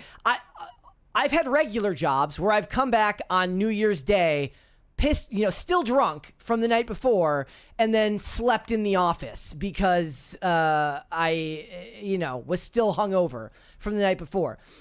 This job is just more front facing, and it means that you feel stupider because you're like, okay, that didn't go very well.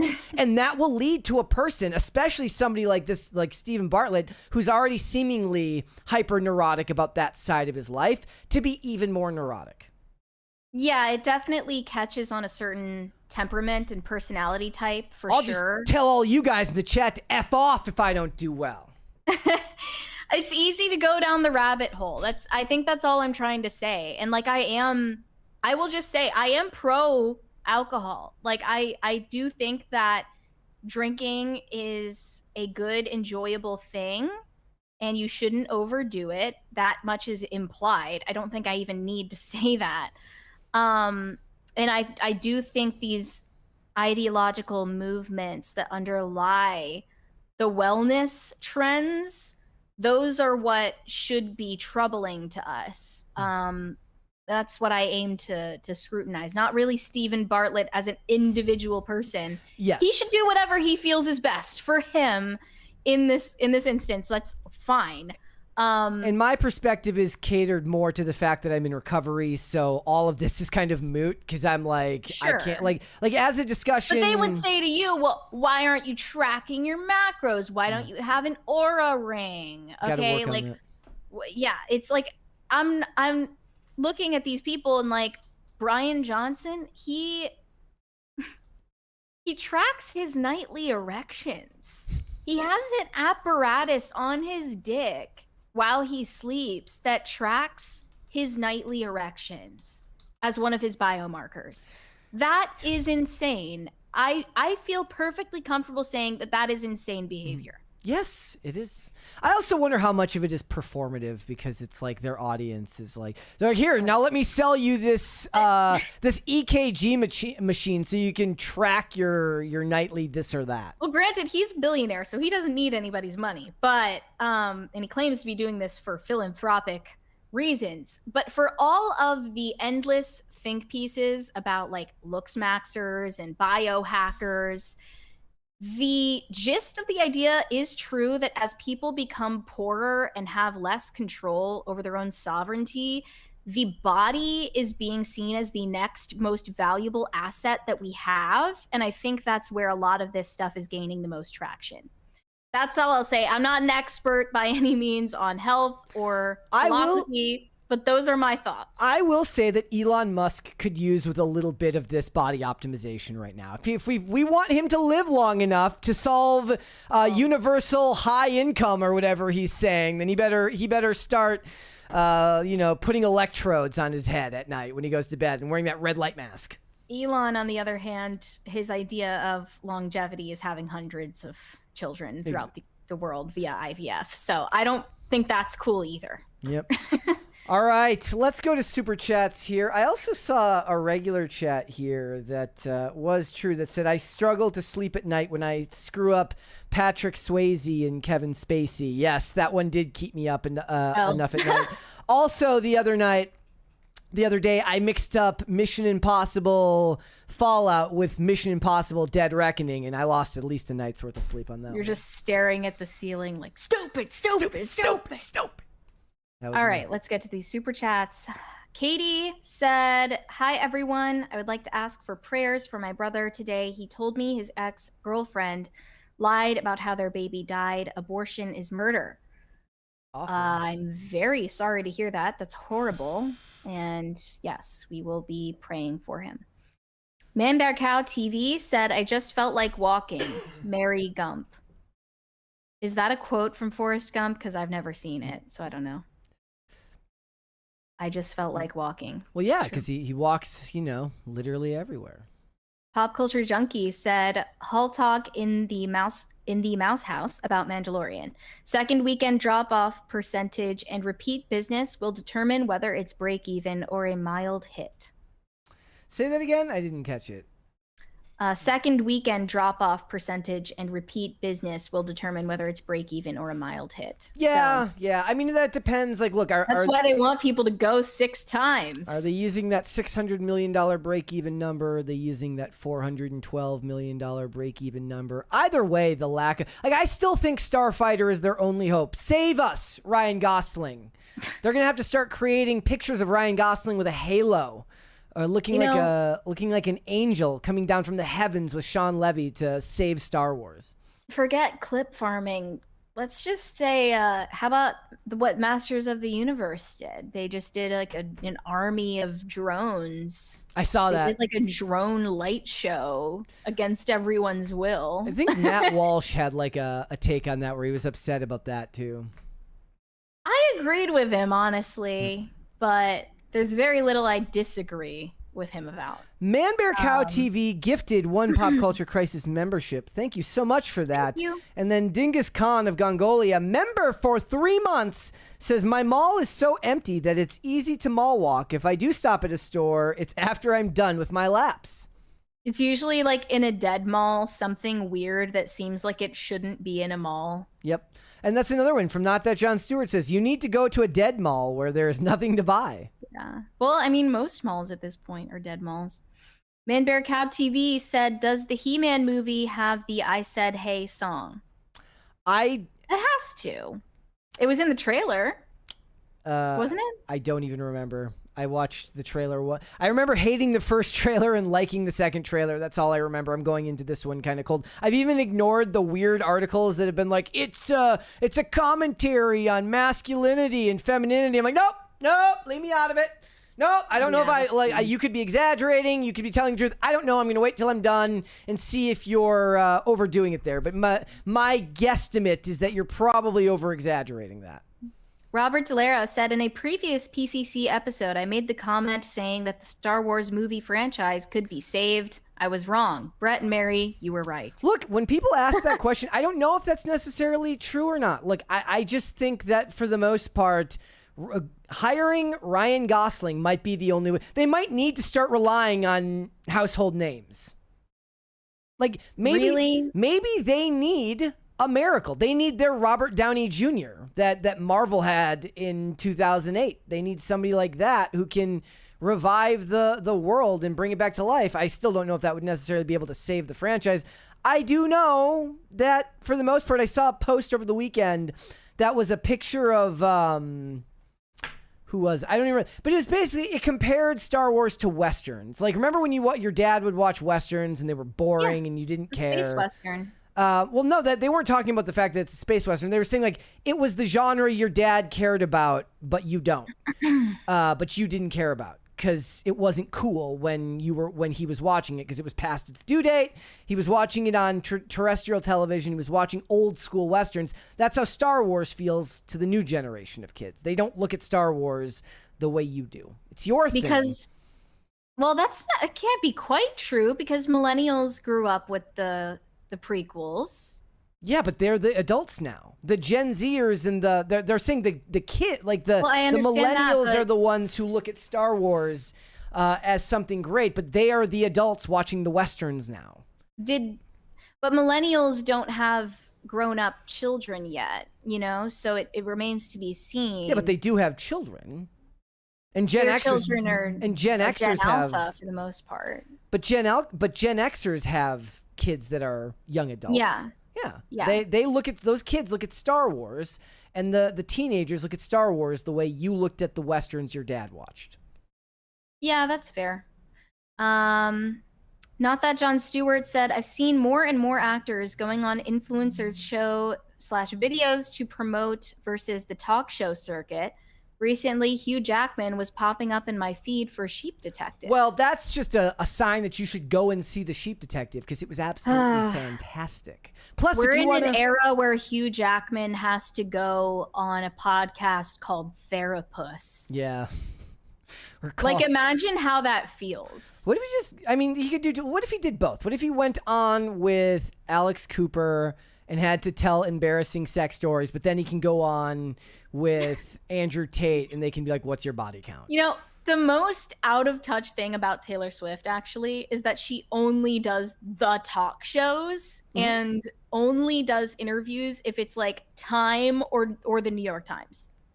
Like, she will not go on a podcast ever. Yeah. It's just something she refuses to do, or she doesn't understand why it matters, which is the most like boomer No, thing. I don't agree with that. I think she knows exactly, but she has allowed her brand to survive at the most elitist level where you don't need it. And if you don't need it, why introduce unforeseen circumstances that could be detrimental to your brand? Right. We got a couple of Rumble rants here. One from Broody Gambit says, I started Spider Noir, but the app wouldn't let me play black and white. There was supposed to be an update, but it didn't show for me. I had to delete and install 3 times. As such, I couldn't finish during my lunch. Yeah, I plan to at least watch the first couple of episodes tonight.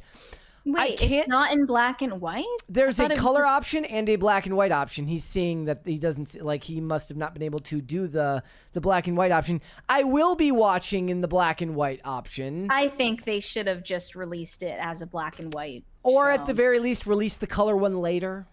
Yeah. Yes, I agree 110%. And then West 422 says, Mary, did you see the news? France is banning Zins. If the USA does the same, will you buy them on the black market? The EU. Well, I had one Zin and then I couldn't podcast for 3 days. That is so annoying. Yeah. Wait, is the question if the US did that? Yeah, would you buy them on the black market? I'd find a way. Would you go to a Zin speakeasy and... I would find a way, but that wouldn't happen here. I highly doubt that would happen here.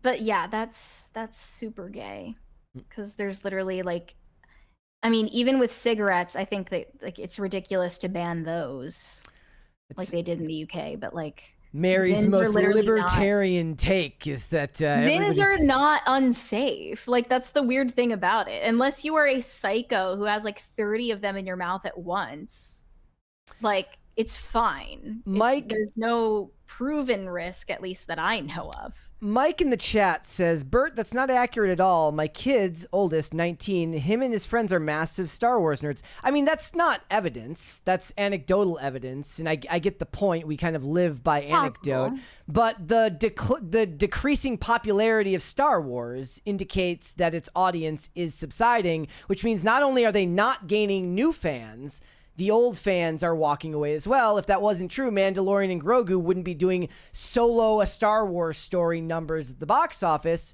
and the television shows would be more to write home about. There may be some new fans of a younger age, but in general, I don't think that the general younger audience, and I could be wrong, maybe there is a phantom audience of young fans that really love Star Wars, but I think that that's more the exception, not the rule. Shane H. Wilder said, Mary is skeptical? No, say it ain't so. Not our dear sweet Mary. LOL, I don't blame you. It's all fake and gay. Yeah, at this point, I just don't take anything I see online at face value.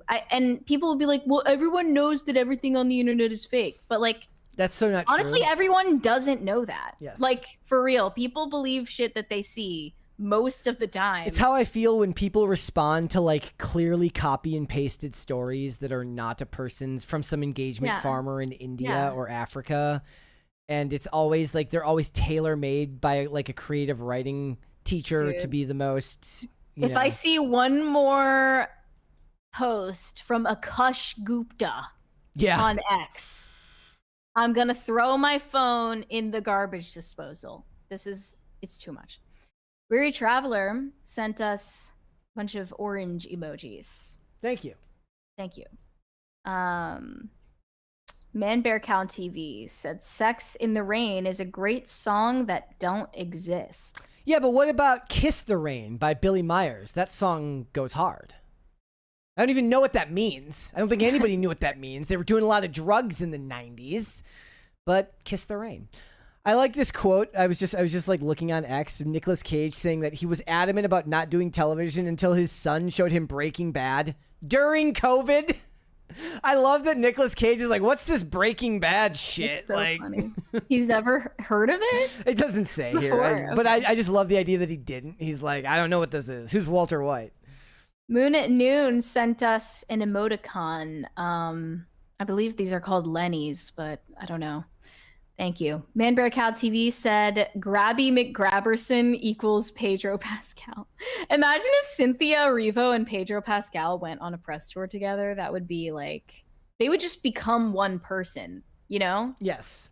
Like their cells would probably like metastasize. They'd just become a big blob. Meat Canyon could have fun with that. Shane H. Wilder said, of course, they're into animal activism. They live out the chorus to Bloodhound Gang's The Bad Touch.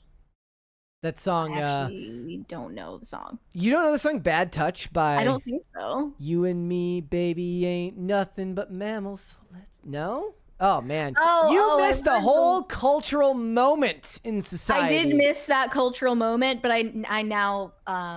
remember what you were talking about. Yes, do it like they do on the Discovery Channel. The music video for that is unhinged and amazing. You know when like teachers try to be hip and they try to like make a reference about pop culture, but it's only like relevant to maybe students they had 5 to 10 years ago. Like that was what one of my teachers did. He started our moral theology, or no, maybe our bioethics class by opening with, baby, we aren't nothing but mammals, so let's do it like they do it on the Discovery Channel. Hello there, fellow kids. And he repeated it like 3 times to just like introduce the class. Funny this time around. Where's the next one? I think that one was a 20 from Shane, right? Did we miss that one? Maybe no, we got it. We got it. Bossen said, one day I will watch PCC on PCP for the pun. LOL, JK. Don't do that. Yeah, don't do that. We do not endorse disavow. That. That's going to ruin way more than 3 days of your life. Please don't. The Manic Mustache said, treating chicks, there was so much poo. Stay toxic, my friends. Okay. Like baby chickens, chicks, or like what's going on there? The Manic Mustache said, Pirate Core so much harder. I don't know if I'm familiar with Pirate Core. That's a deep cut. I'll have to look into that. Man Bear Cow TV said, discovered Beartooth with Silverstein years ago. Loved that first album. Yeah, the newer stuff got weird. This announcement maybe explains it. LOL. Yeah, he there was one song specifically which was not even catchy or a good song, where it was like a lyric. You know what? I'm not even gonna repeat it because it was just way too weird. Okay. But he's doing too much. Robert Delara said, if you take the S off of Shomo, that's what happened. Yeah, the jokes write themselves. All right. I was gonna be mature, but Calab is homo. That's literally his username now. Like, okay. Bossen said, $2 for the Victorian classy Karen Ghost, 10 out of 10. Thank you.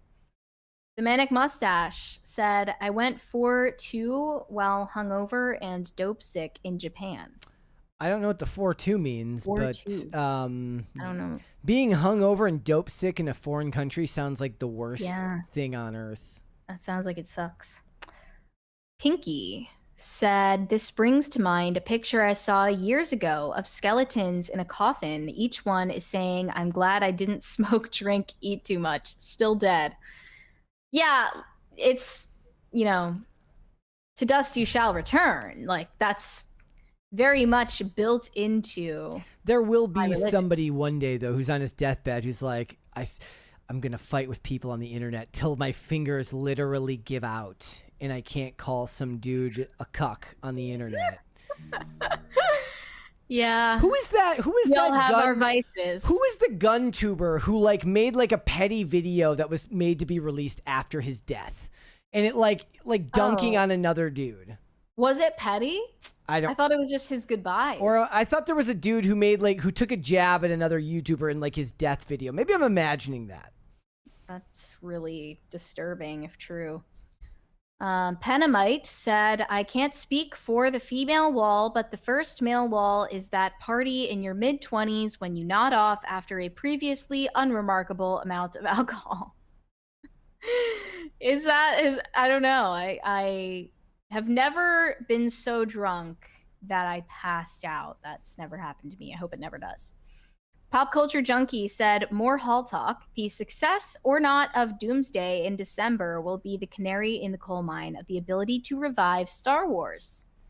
I don't even know. Doomsday, but why? Yeah. Why would that be any measure of success for a different franchise? Yeah, I don't know. You have to enlighten me. Weary Traveler said, there's too many American Nick Pouch companies in the U.S. Alp, Free, Reloads, etc. I forget that Zyn is not an American company, but I forget now if it's Swedish or wait, no. It's something Nordic. They're not, well, it could be Norway, Sweden, or Switzerland, but I forget. I think it's Switzerland. I wish there were more flavors available. You would think Alps would be from Switzerland, given that they're Swiss Alps. You would, wouldn't you? We have a 20 from Shane H. Wilder. He says, I made it before the show ended. Also, I mentioned Bad Touch because I remembered Mary telling the story. Pray for my secret mission. Much love, and I'll see you crisis actors next week. I might go have a glass of wine. Well, be careful. Stay safe out there. Yep.